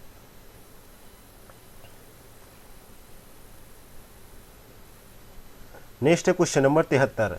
निम्नलिखित में से किस तत्व के साथ अभिक्रिया से खुली हवा में रखी सिल्वर की वस्तुओं का रंग काला हो जाता है। तो 73 का करेक्ट आंसर है सल्फर के कारण। ए ऑप्शन करेक्ट आंसर है, क्योंकि चांदी की वस्तुएं हवा के संपर्क में आने पर धीरे धीरे काली हो जाती हैं, क्योंकि चांदी धातु वायुमंडल में मौजूद सल्फर के साथ प्रतिक्रिया करती है और सिल्वर सल्फाइड की एक परत बनाती है। नेक्स्ट है क्वेश्चन नंबर 74। निम्नलिखित में से कौन से प्रकाश रासायनिक धूम कोहरे के घटक हैं। पहला है फॉर्मल्डिहाइड, दूसरा है पेरोक्सी एसिटिल नाइट्रेट, तीसरा है नाइट्रिक ऑक्साइड, चौथा है एक्रोलीन। तो नीचे दिए गए कूट का प्रयोग कर सही उत्तर का चयन करें। तो 74 में देखा जाए यहाँ पे चारों ही स्टेटमेंट यहाँ पे सही है, इसलिए डी ऑप्शन यहाँ पे करेक्ट आंसर है।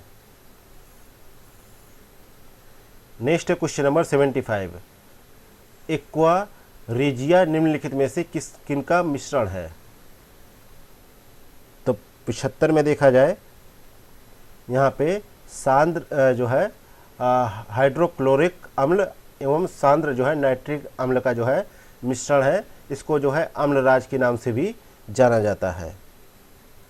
हालांकि इसका कोई रासायनिक सूत्र नहीं है, लेकिन इसे HNO3 प्लस HCl के नाम से दर्शाया जाता है।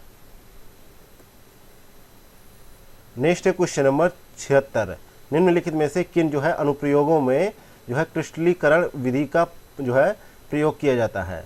पहला है नमक और कपूर के मिश्रण के पृथक्करण में, दूसरा है समुद्री जल से प्राप्त नमक के शुद्धिकरण में, तीसरा है प्रयोगशाला में रक्त एवं मूत्र की जांच में, चौथा है अशुद्ध नमूने से फिटकरी के पृथक्करण में। तो नीचे दिए गए कूट का प्रयोग कर सही उत्तर का चयन करें। तो 76 का करेक्ट आंसर है दूसरा और चौथा। बी ऑप्शन यहाँ पे करेक्ट आंसर है।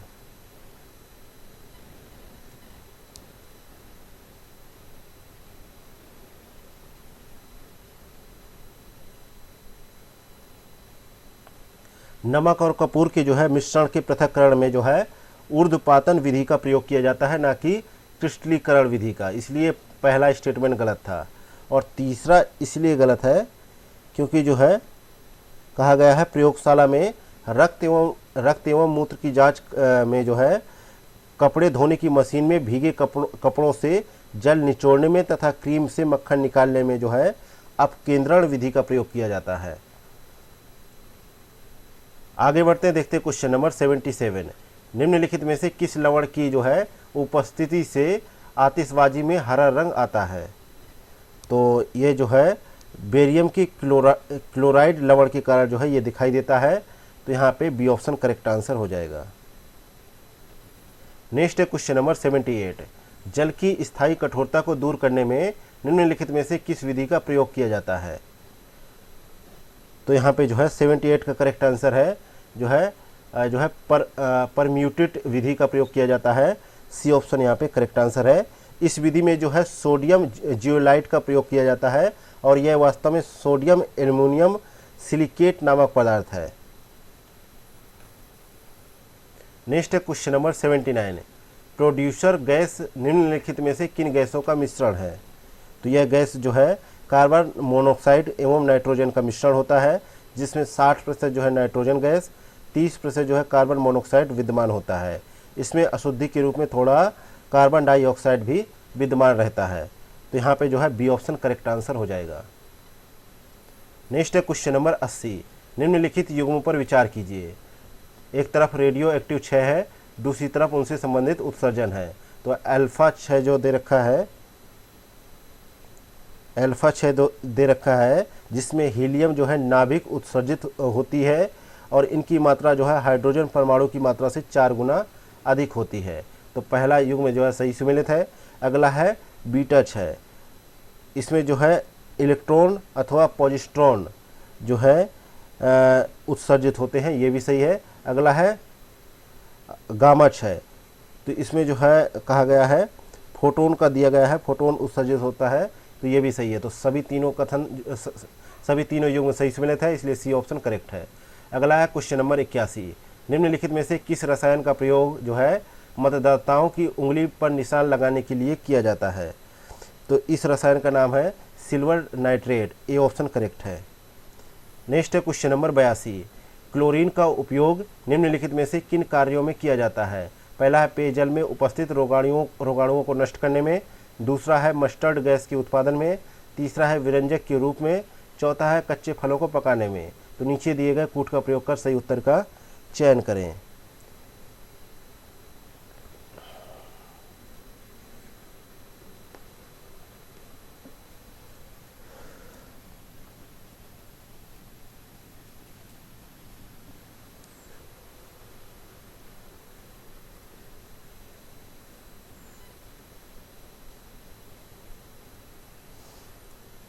तो 82 में देखा जाए तो क्लोरीन जो है एक हरे पीले रंग की तीखी तथा दम घोंटने वाली गैस है। ये विषैली गैस होती है और कीटाणुओं के लिए ये विष का काम करती है। और जो है कीटाणुनाशक के रूप में क्लोरीन गैस का प्रयोग जो है जल को जो है कीटाणु रहित बनाने में किया जाता है। और क्लोरीन जो है ऑक्सीकरण क्रिया द्वारा विरंजन का कार्य करती है। और जो है इसका प्रयोग जो है ब्लीचिंग पाउडर के निर्माण में, पेयजल को शुद्ध करने में और जीवाणुनाशक के रूप में, और जो है युद्धोपयोगी गैसें जैसे कि जो है फास्जीन, मस्टर्ड गैस आदि के उत्पादन में किया जाता है। इसके अलावा कच्चे फलों को पकाने हेतु जो है एथिलीन गैस का प्रयोग किया जाता है। तो यहाँ पे पहला, दूसरा, तीसरा सही है, लेकिन चौथा गलत है। तो सी ऑप्शन करेक्ट हो जाएगा। आगे बढ़ते हैं तो देखते हैं क्वेश्चन नंबर 83। निम्नलिखित कथनों पर विचार करें। पहला कथन है कि दाब में वृद्धि से जो है द्रव के क्वथनांक में बढ़ोतरी होती है। दूसरा कथन है कि द्रव में अशुद्धि मिलाने से द्रव के क्वथनांक में कमी आती है। तो उपर्युक्त कथनों में से कौन सा कथन सही है? यहाँ पे 83 में हम देखें तो पहला कथन सही है, दूसरा यहाँ पे गलत है। तो ए ऑप्शन करेक्ट हो जाएगा।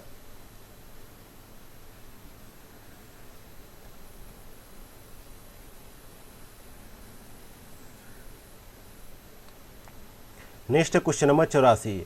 सूची फर्स्ट को सूची सेकंड से सम्मिलित कीजिए तथा नीचे दिए गए कूट का प्रयोग कर सही उत्तर का चयन करें। तो सूची फर्स्ट में जो है मिश्र धातु है, सूची सेकंड में जो है संगठन है।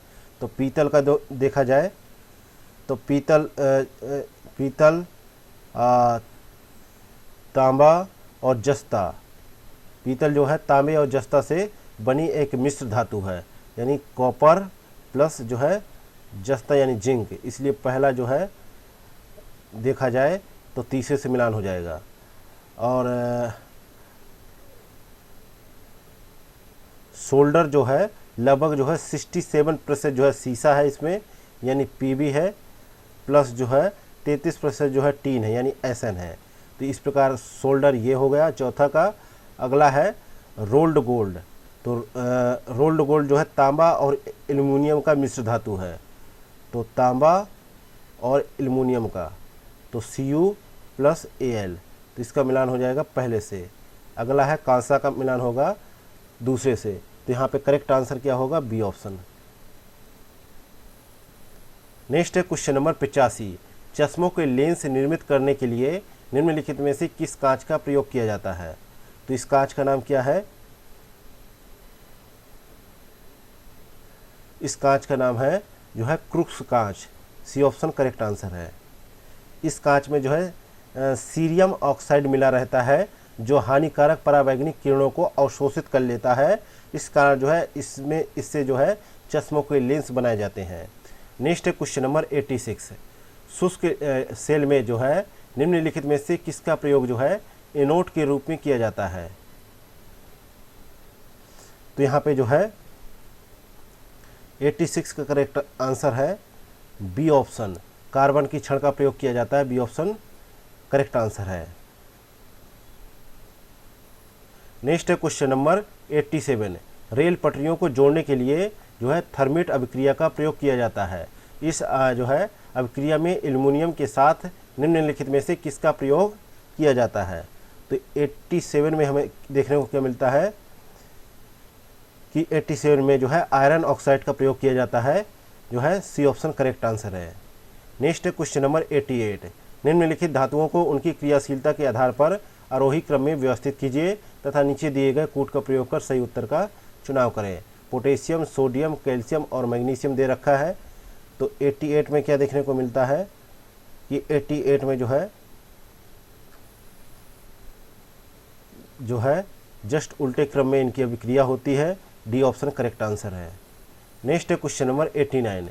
सोडियम और मैग्नीशियम जैसी अत्यधिक अभिक्रियाशील धातुओं का निष्कर्षण निम्नलिखित में से किस विधि द्वारा किया जाता है? तो यहाँ पे 89 का करेक्ट आंसर है सी ऑप्शन, जो है विद्युत अपघटनी अपचयन विधि का प्रयोग किया जाता है, सी ऑप्शन यहाँ पे राइट आंसर हो जाएगा। नेक्स्ट है क्वेश्चन नंबर 90। सूची फर्स्ट को सूची सेकेंड से सुमिलित कीजिए तथा नीचे दिए गए कूट का प्रयोग कर सही उत्तर का चयन करें। तो सूची फर्स्ट में दे रखा है रासायनिक पदार्थ, सूची सेकेंड में दे रखा है रासायनिक नाम। तो बेकिंग सोडा का देखा जाए तो बेकिंग सोडा जो है यह एक जो है दुर्बल जो है बेकिंग सोडा जो है यह एक दुर्बल अक्षारकीय लवण है और जो है इसका उपयोग जो है खाने को शीघ्रता से पकाने के लिए किया जाता है और इसका जो है रासायनिक नाम होता है सोडियम हाइड्रोजन कार्बोनेट। तो यहाँ पे जो है देखा जाए तो इसका मिलान जो है सोडियम बाइकार्बोनेट सही है।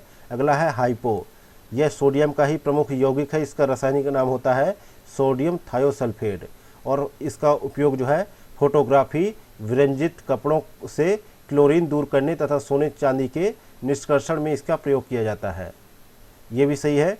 अगला है जिप्सम का, कैल्शियम सल्फेट होता है ये और यह जो है श्वेत रवेदार ठोस पदार्थ है। 120 डिग्री सेल्सियस तक गर्म करने पर यह जो है प्लास्टर ऑफ पेरिस में बदल जाता है।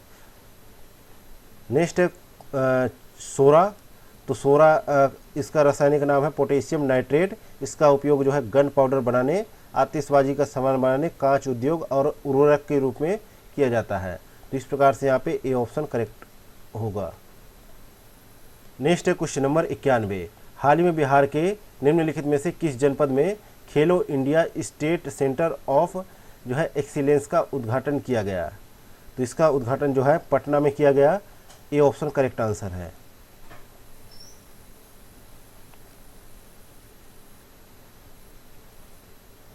नेक्स्ट है क्वेश्चन नंबर 92। हाल ही में आयोजित प्रथम बिहार महिला कबड्डी लीग 2024 के संदर्भ में निम्नलिखित कथनों पर विचार करें। पहला कथन है कि इसका आयोजन बेगूसराय जनपद में किया गया। दूसरा कथन है इस प्रतियोगिता में कुल 8 टीमों ने प्रतिभाग लिया। तीसरा कथन है इसमें सारण जो है स्ट्राइकर्स को हराकर सीवान जो है टाइटेंस की टीम जो है विजेता बनी। तो सही कथन का चुनाव करना है यहाँ पे। तो यहाँ पे 92 में देखा जाए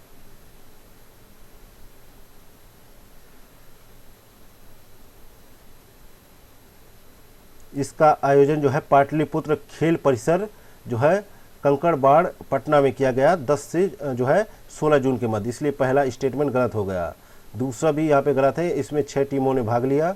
और पहली है Siwan titans, Saran strikers, Magadh warriors, Sitamarhi जो है सेंटिनल्स, नालंदा निजांस और जो है पटना पेलिकंस।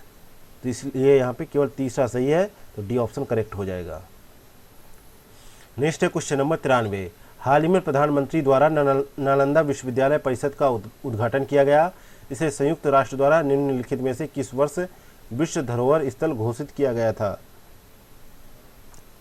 तो 2016 में घोषित किया गया था, सी ऑप्शन करेक्ट आंसर है। नेक्स्ट है क्वेश्चन नंबर 94। हाल ही में बिहार सरकार द्वारा पटना के अलावा बिहार के 4 जिलों में मेट्रो रेल के प्रस्ताव को मंजूरी दी है। निम्नलिखित में से कौन सा जनपद इनमें शामिल नहीं है? तो 94 में देखा जाए तो 4 जिले हैं, मुजफ्फरपुर, गया, दरभंगा और भागलपुर, लेकिन बेगूसराय का उसमें नाम नहीं है, इसलिए डी ऑप्शन करेक्ट है। नेक्स्ट है क्वेश्चन नंबर 95। हाल ही में टाइम्स हायर एजुकेशन द्वारा जारी यंग यूनिवर्सिटी रैंकिंग में आईआईटी पटना को निम्नलिखित में से कौन सा स्थान प्राप्त हुआ है? तो इसमें जो है पटना को जो है 170वां स्थान प्राप्त हुआ है, डी ऑप्शन यहाँ पे करेक्ट आंसर है। नेक्स्ट है क्वेश्चन नंबर 96। हाल ही में हरेंद्र सिंह को राष्ट्रीय महिला हॉकी टीम का कोच नियुक्त किया गया है। ये बिहार के निम्नलिखित में से किस जनपद से संबंधित है? तो ये जो है 96 में देखा जाए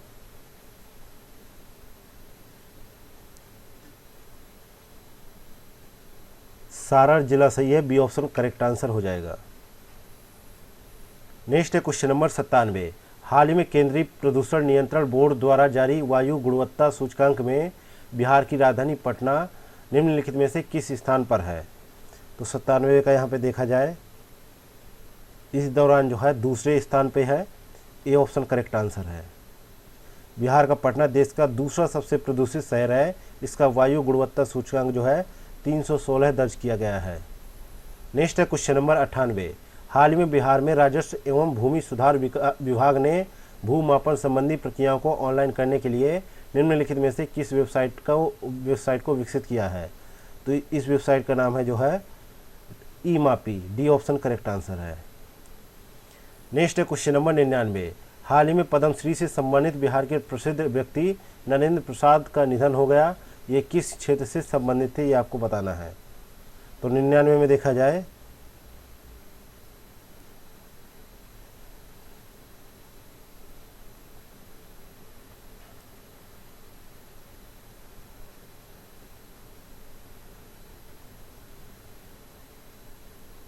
तो ये जो है चिकित्सा क्षेत्र से संबंधित थे, इसलिए सी ऑप्शन यहाँ पे करेक्ट आंसर हो जाएगा। अगला क्वेश्चन नंबर 100। हाल ही में चर्चा में रहा ई क्षमता ऐप निम्नलिखित में से किस विषय से संबंधित है?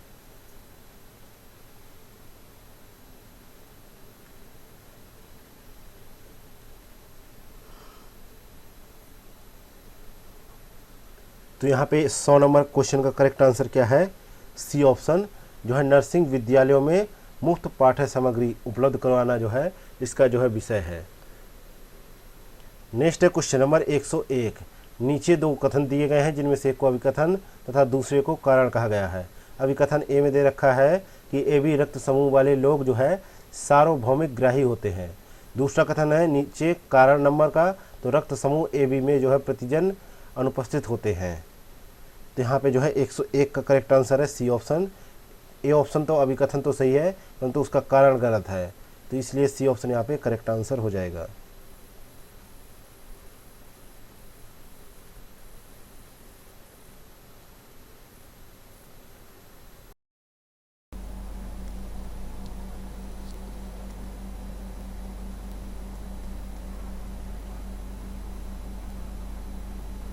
Next question number 102। जीवन की उत्पत्ति के संदर्भ में निम्नलिखित कथनों पर विचार करें। पहला कथन है कि पृथ्वी पर जो है सर्वप्रथम यूकैरियोटिक जीवों का जो है प्रादुर्भाव हुआ। दूसरा कथन है पृथ्वी के वातावरण में ऑक्सीजन का जमाव पूर्व कैम्ब्रियन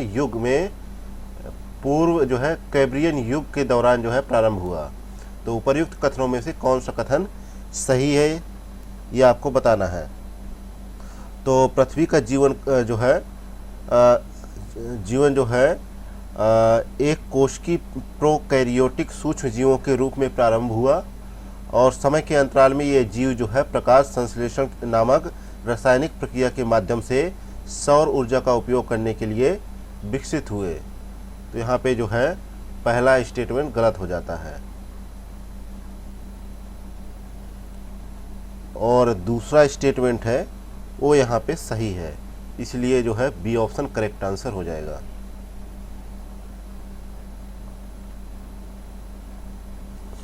नेक्स्ट क्वेश्चन नंबर तीसरा।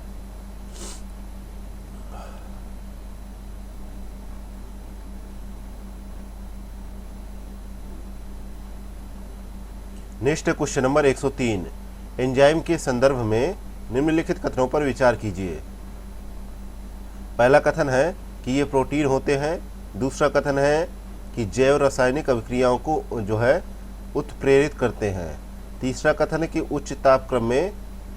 उच्च तापक्रम में भी इनके अणुओं का जो है स्थायित्व बना रहता है। तो क्वेश्चन में आपसे पूछा जा रहा है कि उपर्युक्त कथनों में से कौन सा कथन सही है। तो 103 में देखें तो जो है आपको पता होगा कि एंजाइम जो है प्रोटीन होते हैं, सभी एंजाइम जो है प्रोटीन होते हैं और एंजाइम में भी प्रोटीन की जो है तरह प्राथमिक संरचना मिलती है जो एनिमो अम्ल की श्रृंखला से बना होता है और प्रोटीन की तरह जो है एंजाइम में भी द्वितीयक व तृतीयक संरचनाएं पाई जाती हैं, इसलिए यहाँ पे पहला स्टेटमेंट सही है और दूसरा स्टेटमेंट भी यहाँ पे सही है, लेकिन तीसरा यहाँ पे गलत हो जाता है क्योंकि जो है एंजाइम जो होता है एंजाइम अणुओं का स्थायित्व उच्च तापक्रम पर जो है क्षतिग्रस्त हो जाता है, ना कि स्थायित्व बना रहता है, इसलिए पहला दूसरा ही सही है। ए ऑप्शन करेक्ट आंसर हो जाएगा। Next question number 104।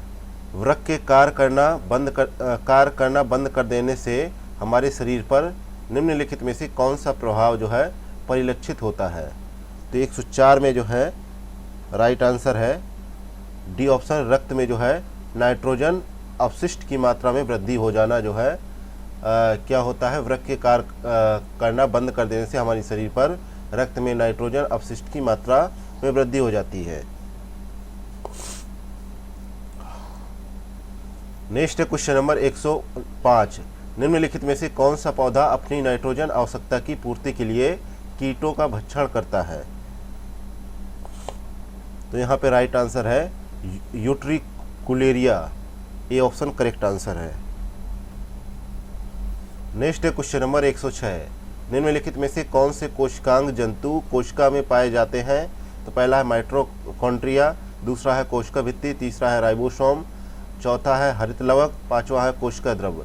तो नीचे दिए गए कूट का प्रयोग कर सही उत्तर का चयन करें।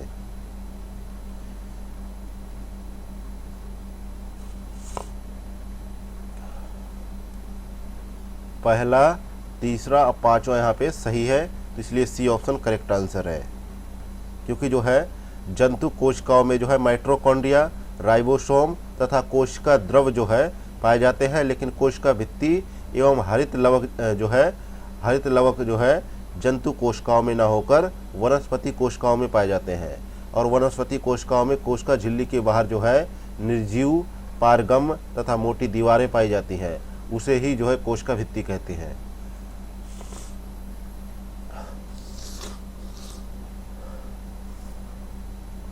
Next question number 107।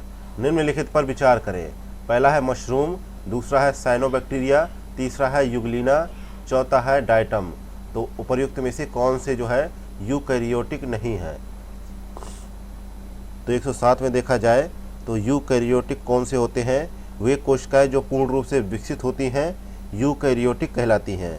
इस प्रकार की कोशिकाएं जो है विषाणु, जीवाणु तथा नील हरित शैवाल जिन्हें जो है साइनोबैक्टीरिया कहा जाता है, इनको छोड़कर जो है सभी पौधे तथा जंतुओं में पाई जाती है। ये रचनात्मक आधार पर पूर्ण विकसित कोशिका होती है। तो यहाँ पे देखा जाए तो साइनोबैक्टीरिया जो है यूकैरियोटिक नहीं है, इसलिए बी ऑप्शन करेक्ट आंसर है।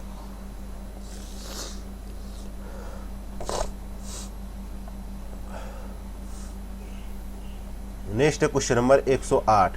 निम्नलिखित में से किसने जो है प्लवमान जीन का सिद्धांत जो है प्रतिपादित किया था। तो 108 में क्या होगा सही आंसर? D option. बारबरा जो है मैकलिंटॉक ने जो है प्लाउमान जीन को जो है प्रतिपादित किया, और कब किया? इस खोज के कारण जो है 1983 में जो है चिकित्सा विज्ञान में उनको जो है नोबेल पुरस्कार से सम्मानित भी किया गया। और इसके तहत देखा जाए तो आनुवंशिकता से संबंधित अध्ययनों से पता चलता है कि कुछ आनुवंशिकी कारक एक रसायन में एक स्थान से दूसरे स्थान पर पाए जा सकते हैं। इसे ही जो है जंपिंग जीन भी कहा जाता है।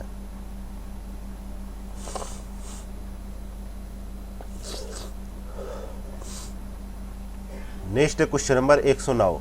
मूत्र में जो है कीटोन यूरिया एवं जो है ग्लाइकोसूरिया की उपस्थिति निम्नलिखित में से किस रोग की पुष्टि करता है? तो जो है आप लोग जानते होंगे कि मूत्र एक विशेष गंध युक्त जो है तरल है, जो रंग में हल्का पीला तथा थोड़ा अम्लीय होता है, और इसका पीएच जो है 6 होता है। इसका हल्का पीला रंग जो है यूरोक्रोम नामक वर्णक के कारण जो है होता है, और एक वयस्क मनुष्य जो है प्रतिदिन औसतन जो है 1 से 1.5 लीटर मूत्र जो है उत्सर्जित करता है। और यहाँ पे कहा जाता है कि विभिन्न अवस्थाएं जो है मूत्र की विशेषताओं को जो है प्रभावित करती हैं। मूत्र का जो है विश्लेषण जो है वृक्कों के कई उपापचयी विकारों और उनके ठीक से कार्य न करने को जो है क्या कहा जाता है? क्रूसंक्रिया जैसे रोग निदान में मदद करता है। उदाहरण के लिए हम मान लेते हैं कि मूत्र में ग्लूकोज की उपस्थिति जो है ग्लाइकोसूरिया तथा कीटोन की उपस्थिति जो है कीटोन यूरिया, और मधुमेह की उपस्थिति जो है डायबिटीज़ मेलिटस के लक्षण जो है उत्पन्न करता है। तो यहाँ पे करेक्ट आंसर होगा बी ऑप्शन। अगला है क्वेश्चन नंबर 110। अर्धसूत्री विभाजन के संदर्भ में निम्नलिखित कथनों में से कौन सा कथन सही है? तो 110 में देखा जाए तो यह केवल जो है प्रजनन कोशिकाओं में होता है, ये यहाँ पे सही है, बाकी गलत है।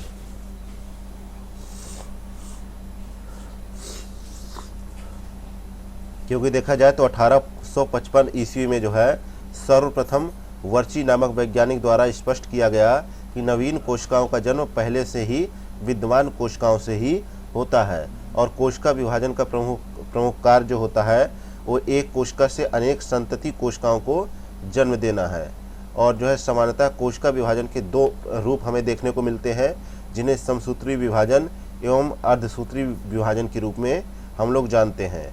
तो अर्धसूत्री विभाजन जो होता है वो कोशिका विभाजन की खोज, जो अर्धसूत्री विभाजन होता है कोशिका का, तो इस विभाजन की खोज जो है सर्वप्रथम जो है वीजवैन नामक वैज्ञानिक ने की, और इसका नामकरण जो है फॉर्मर तथा मूरे द्वारा किया गया। और इस प्रकार का जो है कोशिका विभाजन जो है केवल प्रजनन कोशिकाओं में ही होता है, जबकि समसूत्री विभाजन जो है कायिक कोशिकाओं में होता है। इसलिए यहाँ पे डी ऑप्शन ही सही है। अगला क्वेश्चन नंबर 111 है। कानूनी प्रक्रियाओं के अंतर्गत किशोरों के आयु निर्धारण के लिए निम्नलिखित में से कौन सा चिकित्सीय परीक्षण किया जाता है? तो 111 का सही जवाब है ए ऑप्शन, ऑसिफिकेशन किया जाता है। ए ऑप्शन करेक्ट आंसर है। क्योंकि अभी हाल ही में देखा गया तो उच्चतम न्यायालय ने जो है हत्या के एक मामले में दोषी की किशोर उम्र की दलील को खारिज करते हुए यह कहा कि उम्र निर्धारित करने के लिए जो है ऑसिफिकेशन टेस्ट प्राथमिकताओं के क्रम में आखिरी स्थान पर है, और इसका जो है प्रयोग किया जाना चाहिए। ऑसिफिकेशन जो है हड्डियों के निर्माण की वह प्रक्रिया होती है जो मनुष्यों में बचपन से लेकर किशोरावस्था के अंत तक चलती रहती है। इस समय के दौरान जो है शरीर की जो विभिन्न हड्डियां हैं वो सख्त हो जाती है, क्योंकि जो है कैल्शियम और फास्फोरस जैसे खनिज जो है हड्डी मैट्रिक्स में जमा हो जाते हैं। और जैसे जैसे व्यक्ति की उम्र बढ़ती है हड्डियों के निर्माण की दर जो है धीमी हो जाती है, और अंततः हड्डियां अधीर भंगुर हो जाती हैं और फ्रैक्चर होने का खतरा बढ़ा रहता है। इस प्रकार जो है इस टेस्ट को करके जो है उसकी जो है उम्र का जो है किसी भी व्यक्ति की उम्र का सही आकलन करना संभव हो पाता है। नेक्स्ट क्वेश्चन नंबर 112 है। नीचे 2 कथन दिए गए हैं, जिनमें से एक को अभिकथन ए और दूसरे को कारण आर कहा गया है। अभिकथन ए में दे रखा है कि कछुओं के अंडे 30 डिग्री जो है सेल्सियस के ऊपर मादा और 25 डिग्री सेल्सियस के नीचे नर के रूप में विकसित होते हैं। कारण आर दे रखा है कि सरीसृपों में लिंग का निर्धारण ताप के जो है प्रभाव में होता है। तो नीचे दिए गए कूट का प्रयोग कर सही उत्तर का चयन करें। तो यहाँ पे कथन अभिकथन और कारण दोनों तो सही है, परंतु आर ए की सही व्याख्या नहीं कर पा रहा है।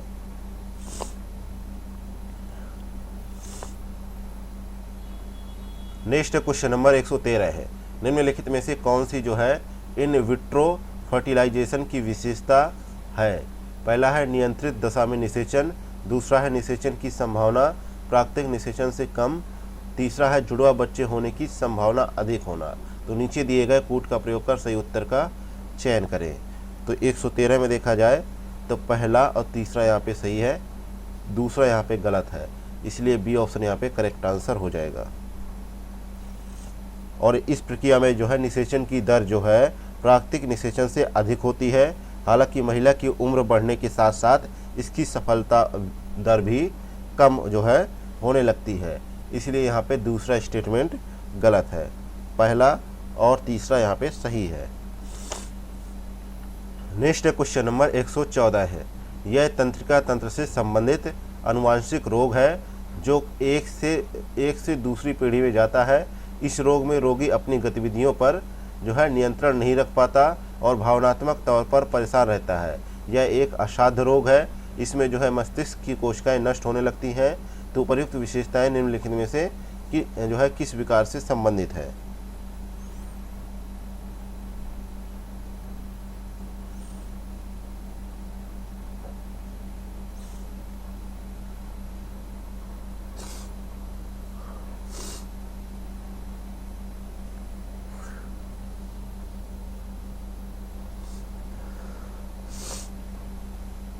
तो ये जो है हंटिंगटन रोग से संबंधित है। बी ऑप्शन करेक्ट आंसर है। नेक्स्ट क्वेश्चन नंबर 115 है। रुधिर सीरम के संदर्भ में निम्नलिखित कथनों पर विचार करें। पहला कथन है कि इसमें रुधिर कणिकाएं अनुपस्थित होती हैं। दूसरा कथन है इसमें प्लाज्मा की तुलना में जो है फाइब्रिनोजन प्रोटीन की अधिकता होती है। तो सही कथन को आपको चूज करना है इसमें। तो 115 में देखा जाए तो यहाँ पे केवल पहला कथन सही है, दूसरा यहाँ पे गलत है।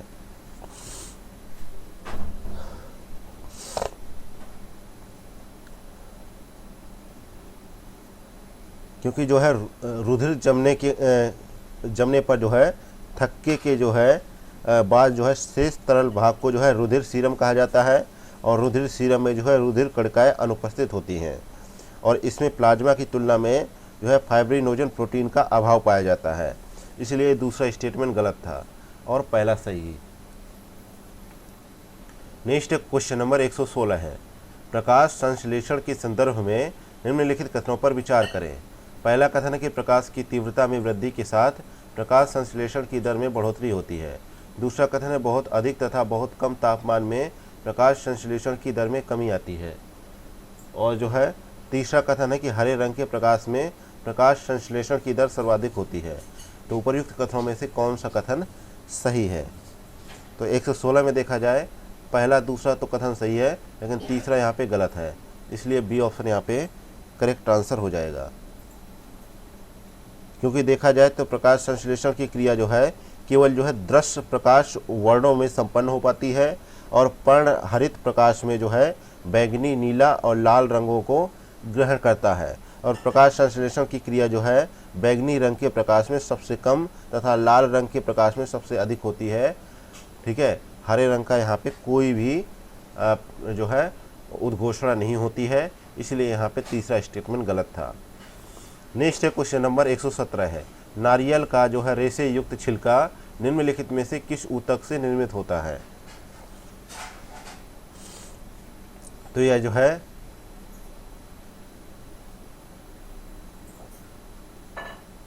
इस स्क्लेरेकाइमा के माध्यम से ये जो है निर्मित होता है। तो यहाँ पे डी ऑप्शन करेक्ट आंसर है। नेक्स्ट क्वेश्चन नंबर 118 है। नीचे दो कथन दिए गए हैं जिनमें से एक को अभिकथन ए तथा दूसरे को कारण आर कहा गया है। अभिकथन ए में दे रखा है कि शाकाहारियों में आहार नाल की लंबाई मांसाहारियों की अपेक्षा अधिक होती है। कारण आर दे रखा है कि शाकाहारी के पाचन की प्रक्रिया लंबी होती है। तो नीचे दिए गए कूट का प्रयोग कर सही उत्तर का चुनाव करें। तो 118 में दे रखा है ए आर दोनों सही है और आर ए की सही व्याख्या करता है। नेक्स्ट है क्वेश्चन नंबर 119 है, क्रिप्टोगैम पौधों के संदर्भ में निम्नलिखित कथनों पर विचार करें। पहला कथन है कि इनमें जनन ऊतक पूर्ण रूप से विकसित होते हैं। दूसरा कथन है इनमें जो है बीज उत्पन्न करने की क्षमता नहीं पाई जाती है। तो उपयुक्त कथनों में से कौन सा कथन यहाँ पे सही है? तो 119 में देखा जाए तो केवल दूसरा कथन सही है, पहला यहाँ पे गलत है।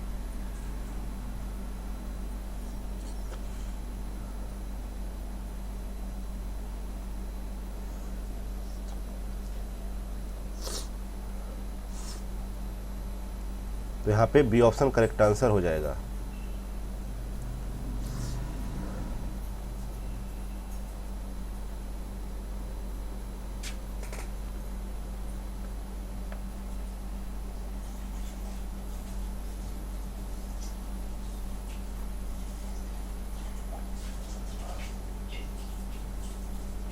नेक्स्ट है क्वेश्चन नंबर 120 है। 120 नंबर क्वेश्चन कह रहा है कि जो है वर्णांधता के संदर्भ में निम्नलिखित कथनों पर विचार करें। पहला कथन है कि इस रोग से ग्रसित व्यक्ति लाल एवं हरे रंग के मध्य भेद नहीं कर पाता है। दूसरा कथन है कि महिलाएं इस रोग की वाहक होती हैं। तो इस संदर्भ में देखा जाए तो दोनों ही कथन सही है, सी ऑप्शन करेक्ट आंसर हो जाएगा। और यह रोग जो है एक आनुवांशिक रोग है और इस रोग से ग्रसित व्यक्तियों में जो है लाल एवं हरे रंग में पहचान करने की क्षमता खत्म हो जाती है और यह मुख्यतः लिंग संबंधी रोग है और यह पीढ़ी दर पीढ़ी प्रसारित होता रहता है। और इस रोग से जो है मुख्य रूप से पुरुष जो है प्रभावित होता है, क्योंकि जो है स्त्रियां इस रोग के लिए केवल वाहक का कार्य करती हैं और स्त्रियों में यह जो है रोग तभी होता है जब इनके जो है दोनों गुणसूत्र जो है एक्स जो है प्रभावित हों। यदि एक गुणसूत्र एक्स पर जो है वर्णांधता के जीन हों तो स्त्रियां वाहक का कार्य करेंगी, लेकिन जो है वर्णांध नहीं होंगी। इसके विपरीत जो है पुरुषों में केवल एक्स गुणसूत्र पर जो है वर्णांधता होंगे और इस बीमारी को जो है डाल्टोनिज्म भी कहा जाता है। इस प्रकार दोनों ही कथन यहाँ पे सही है।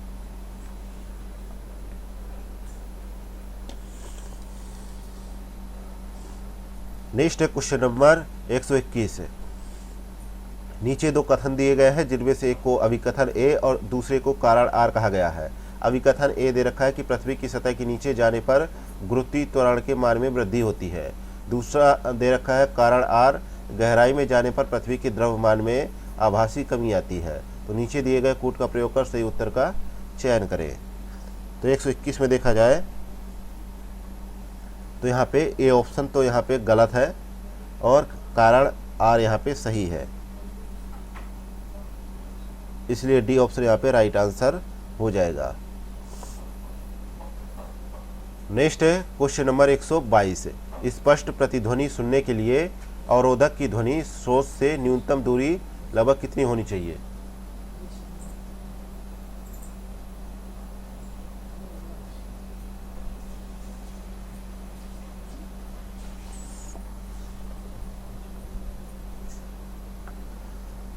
तो 122 नंबर क्वेश्चन में सही जवाब होगा 17 मीटर। बी ऑप्शन यहाँ पे करेक्ट आंसर है, क्योंकि जब देखा जाए तो जब किसी स्रोत से उत्पन्न ध्वनि किसी सतह से प्रवर्तन के बाद जो है वापस लौट कर आती है तो उसे जो है प्रतिध्वनि कहते हैं। और प्रतिध्वनि सुनाई देने के लिए ध्वनि और प्रतिध्वनि के बीच जो है 0.1 सेकेंड का जो है समय अंतराल होना चाहिए। ऐसा तभी होगा जब ध्वनि जो है ध्वनि परावर्तक सतह जो है ध्वनि स्रोत से जो है न्यूनतम 17 मीटर की दूरी पर हो, इसलिए बी ऑप्शन करेक्ट आंसर है। अगला है क्वेश्चन नंबर 123। निम्नलिखित में से कौन से संवहन के प्रभाव है? पहला है विद्युत बल्ब में निष्क्रिय गैसों का भरा जाना। दूसरा है रेफ्रिजरेटर में जो है फ्रीजर को ऊपर रखा जाना। तीसरा है केतली की जो है बाह्य सतह का चमकदार होना। चौथा है रेगिस्तान में दिन का अत्यधिक गर्म तथा रातों का अत्यधिक ठंडा होना। तो नीचे दिए गए कूट का प्रयोग कर सही उत्तर का चयन करें। तो 123 में देखा जाए तो पहला दूसरा यहाँ पे सही है, लेकिन तीसरा और चौथा संवहन के बारे में गलत है। तो ए ऑप्शन यहाँ पे करेक्ट आंसर हो जाएगा। नेक्स्ट है क्वेश्चन नंबर 124। परावर्तन के संदर्भ में निम्नलिखित कथनों पर विचार करें। पहला कथन है कि आपतन कोण एवं जो है परावर्तन कोण एक दूसरे के बराबर होते हैं। दूसरा कथन है कि आपतित किरण जो है परावर्तित किरण एवं जो है अविलंब एक ही तल पर होते हैं। तो उपर्युक्त कथनों में से कौन सा कथन सही है? तो 124 में हम देखें तो यहाँ पे दोनों ही कथन सही है, इसलिए सी ऑप्शन करेक्ट आंसर है। नेक्स्ट है क्वेश्चन नंबर 125। घर्षण बल के संदर्भ में निम्नलिखित कथनों पर विचार करें। पहला कथन है कि दो सतहों के मध्य लगने वाला घर्षण बल उनके संपर्क क्षेत्र पर निर्भर करता है। दूसरा कथन है कि जो है सर्पी घर्षण को जो है लौटने घर्षण में परिवर्तित करने के लिए बॉल बेरिंग का प्रयोग किया जाता है। तो सही कथन का यहाँ पे भी चुनाव करना है। तो यहाँ पे जो है पहला कथन जो देखा जाए तो यहाँ पे सही नहीं होगा, दूसरा यहाँ पे सही है। पहला इसलिए सही नहीं है कि क्योंकि जो है दो सतहों के मध्य लगने वाला घर्षण बल उनके संपर्क क्षेत्रफल पर जो है निर्भर नहीं करता है, यह केवल सतहों की प्रकृति पर निर्भर करता है, इसलिए पहला गलत है, दूसरा सही है। नेक्स्ट है क्वेश्चन नंबर 126।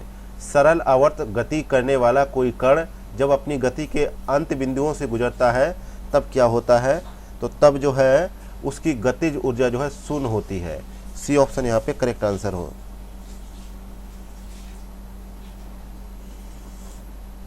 नेक्स्ट है क्वेश्चन नंबर 127। निम्नलिखित में से कौन सा कारक जो है वाष्पीकरण की दर में वृद्धि के लिए उत्तरदायी नहीं है? तो यहाँ पे जो है आर्द्रता में वृद्धि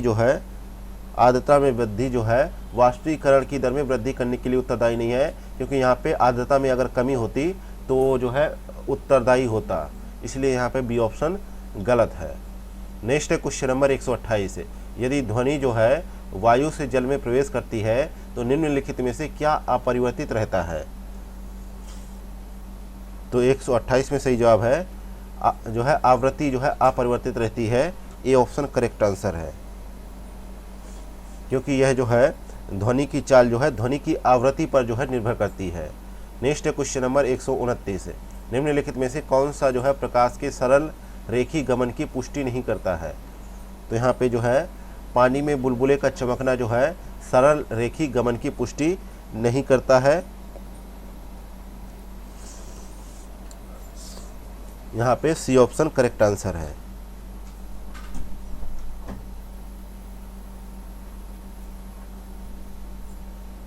नेक्स्ट है क्वेश्चन नंबर 130। बादलों के गर्जन से हमें सुनाई देने वाली ध्वनि निम्नलिखित में से किस प्रक्रिया का परिणाम है? तो जो है प्रकाश की भांति जो है ध्वनि भी एक माध्यम से चलकर दूसरे माध्यम के पृष्ठ पर टकराने पर जो है पहले माध्यम में लौट आती है। इस प्रक्रिया को जो है ध्वनि का परावर्तन कहा जाता है। और ध्वनि का परावर्तन भी प्रकाश के परावर्तन की तरह होता है, किंतु ध्वनि की तरंगदैर्घ्य अधिक होने के कारण जो है इसका परावर्तन बड़े आकार के पृष्ठों से अधिक होता है, जैसे कि दीवारों, पहाड़ों के तल से। तो यहाँ पे देखा जाए तो कहा गया है कि जो है प्रक्रिया का जो है परिणाम है। तो बी ऑप्शन यहाँ पे करेक्ट आंसर है।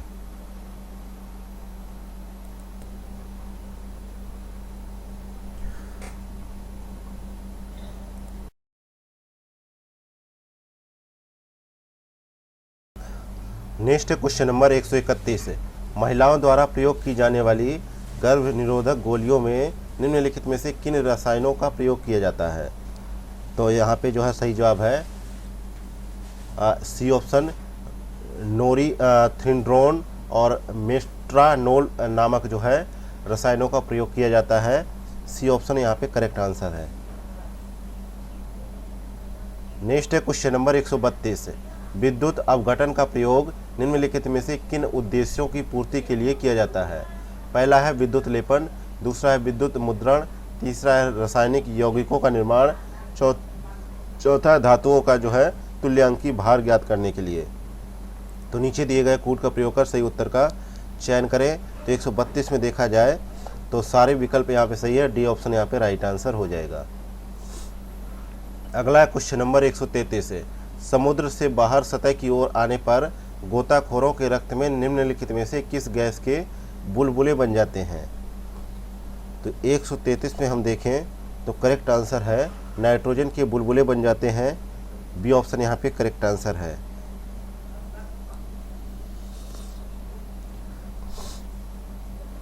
गोताखोरों द्वारा जो है समुद्र से बाहर सतह की ओर आने पर उनके रक्त में नाइट्रोजन गैस के जो है बुलबुले बन जाते हैं।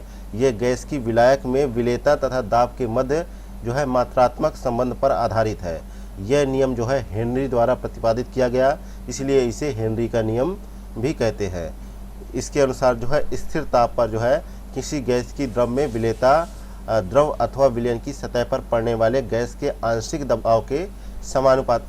दाब की समानुपाती होती है। नेक्स्ट है क्वेश्चन नंबर 134 से।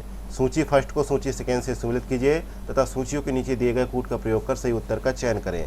तो सूची फर्स्ट में यौगिक दे रखा है, सूची सेकेंड में उपयोग दे रखा है। तो इनका मिलान किया जाए तो जिंक फॉस्फाइड का जो है मिलान होगा।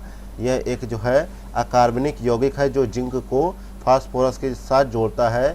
यह एक धूसर रंग का ठोस पदार्थ है। इसका प्रयोग आमतौर पर जो है चूहों के विष के रूप में प्रयोग किया जाता है, इसलिए इसका मिलान दूसरे से हो जाएगा। अगला है सिल्वर जो है आयोडाइड। सिल्वर आयोडाइड जो है इसका प्रयोग जो है फोटोग्राफी में होता है, तो तीसरे से मिलान हो जाएगा। और एंटीसेप्टिक जो है दवाओं के रूप में भी होता है और कृत्रिम वर्षा कराने के लिए भी इसका प्रयोग किया जाता है। अगला है सिल्वर ब्रोमाइड। इसका प्रयोग जो है फोटोग्राफी प्लेट बनाने, श्वेत श्याम फोटोग्राफी फिल्म अर्धचालक के रूप में होता है। तो इसका मिलान जो है फोटोग्राफी के लिए हो जाएगा और सिल्वर आयोडाइड का जो है प्रयोग कृत्रिम वर्षा के रूप में हो जाएगा। अगला है नाइट्रस ऑक्साइड। ये तो एक जो है हंसने वाली गैस है, तो इसका मिलान ये हो जाएगा। तो यहाँ पे जो है बी ऑप्शन करेक्ट आंसर हो जाएगा। नेक्स्ट है क्वेश्चन नंबर 135 है। कांच को लाल रंग देने के लिए निम्नलिखित में से किस यौगिक का प्रयोग किया जाता है? तो यहाँ पे कांच को जो है, तो कांच बेसिकली जो है कांच सिलिका सोडियम सिलिकेट और कैल्शियम सिलिकेट का मिश्रण होता है। यह एक अतिशीतित द्रव तथा अक्रिस्टलीय ठोस है। इसका गलनांक जो है मिश्रण के संगठन पर निर्भर करता है। क्योंकि यह एक जो है मिश्रण है, अतः इसका रासायनिक नाम व रासायनिक सूत्र नहीं होता है। तो यहाँ पे जो है पूछा गया है कि कांच को लाल रंग देने के लिए जो है क्यूप्रस ऑक्साइड का प्रयोग किया जाता है, और जो है गहरा नीला रंग देने के लिए जो है कोबाल्ट ऑक्साइड का प्रयोग किया जाता है, और फेरम ऑक्साइड का प्रयोग जो है किया जाता है।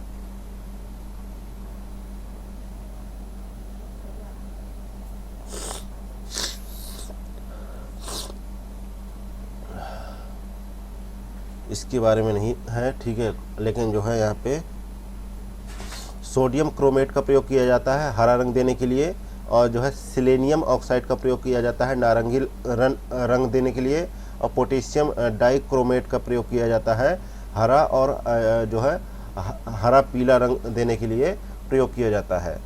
अगला देखते हैं क्वेश्चन नंबर 136 है। निम्नलिखित में से किस पौधे का प्रयोग जो है बायोडीजल के निर्माण में किया जाता है? किस पौधे का प्रयोग जो है बायोडीजल के निर्माण में किया जाता है? किनोला, जेट्रोफा, सेलिकॉर्निया। तो नीचे दिए गए कूट का प्रयोग कर सही उत्तर का चयन करें।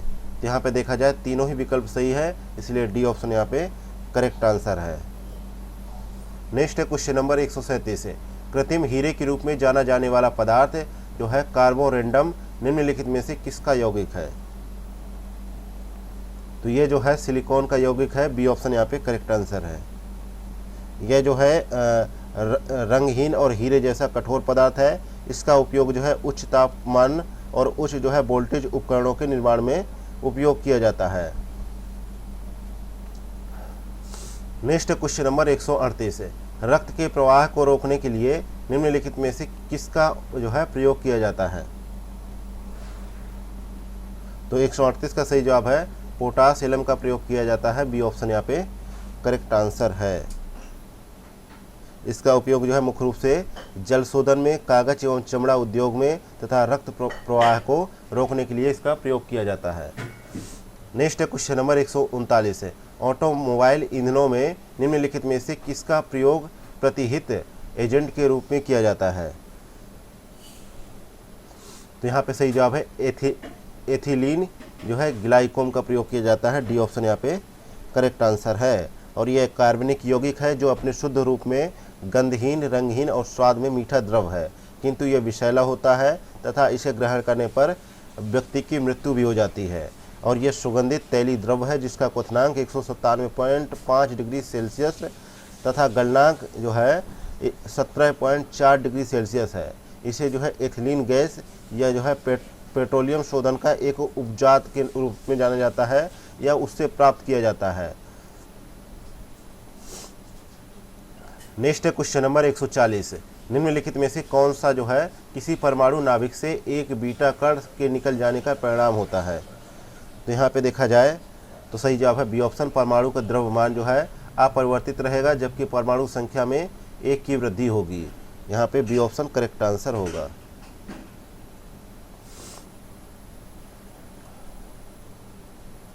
नेक्स्ट है क्वेश्चन नंबर 141।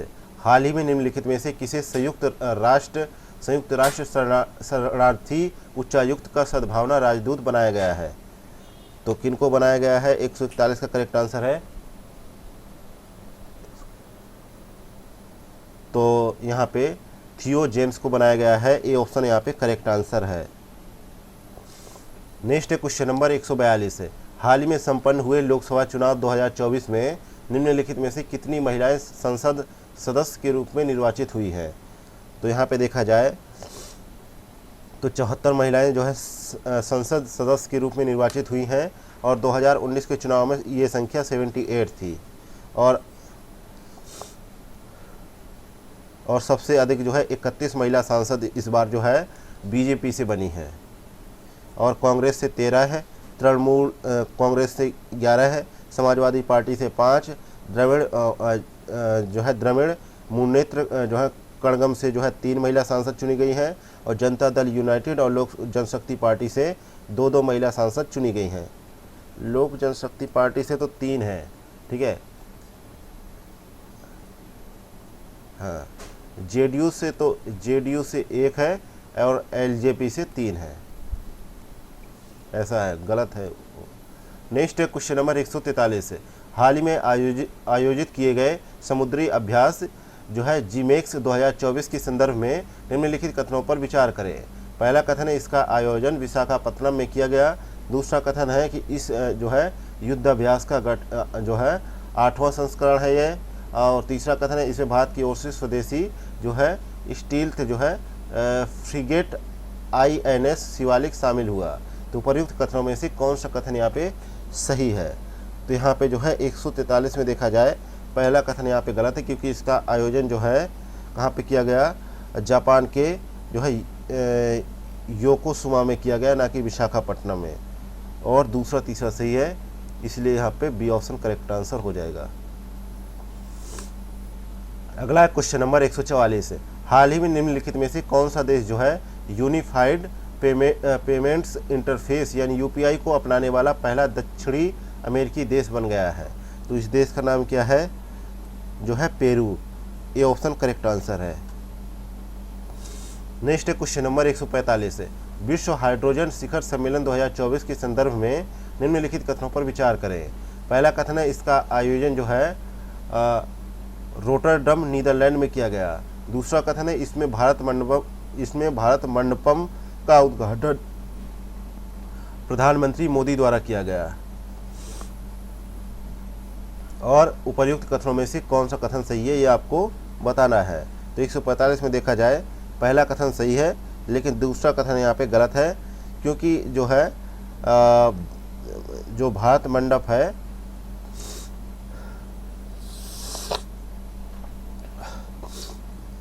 इसका उद्घाटन जो है 12 मई 2024 को नवीन और नवीकरणीय ऊर्जा मंत्रालय के सचिव श्री भूपेंद्र S भल्ला द्वारा किया गया। तो यहाँ पे जो है दूसरा स्टेटमेंट गलत है, पहला सही है। ए ऑप्शन करेक्ट आंसर हो जाएगा। नेक्स्ट है क्वेश्चन नंबर 146 जो है पुलित्जर पुरस्कार 2024 में निम्नलिखित में से किसे पत्रकारिता की खोजी रिपोर्टिंग श्रेणी के लिए चुना गया है? तो यह पुरस्कार जो है जो है हत्रा ड्रेयर को मिला है। बी ऑप्शन यहाँ पे करेक्ट आंसर है। उन्होंने जो है संयुक्त राज्य अमेरिका में जो है प्रवासियों के बीच जो है बाल श्रम के व्यापक प्रचलन को उजागर किया था, इसलिए उनको यह पुरस्कार मिला है। अगला क्वेश्चन नंबर 147, हाल ही में संयुक्त राष्ट्र महासभा द्वारा पहला विश्व फुटबॉल दिवस निम्नलिखित में से किस तिथि को मनाया गया?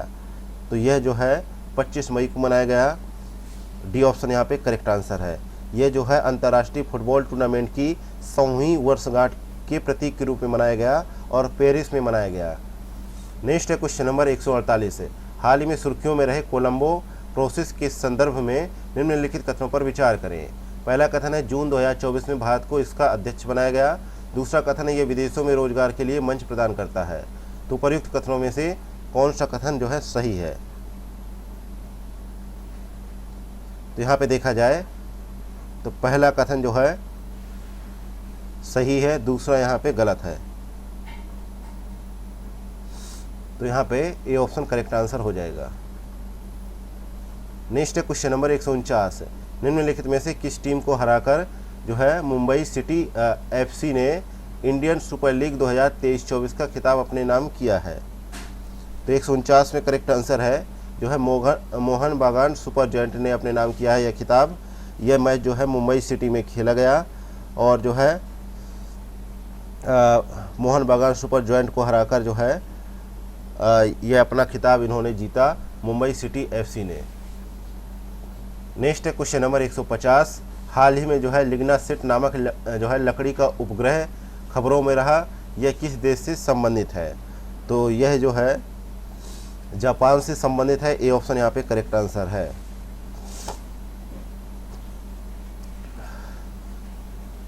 इसी के साथ ही जो है संस्कृति IAS द्वारा संचालित 70वीं BPSC का 5वें नंबर का टेस्ट पेपर यहीं पे समाप्त होता है। मिलते हैं नेक्स्ट वीडियो में। Thank you for watching Examophobia YouTube channel.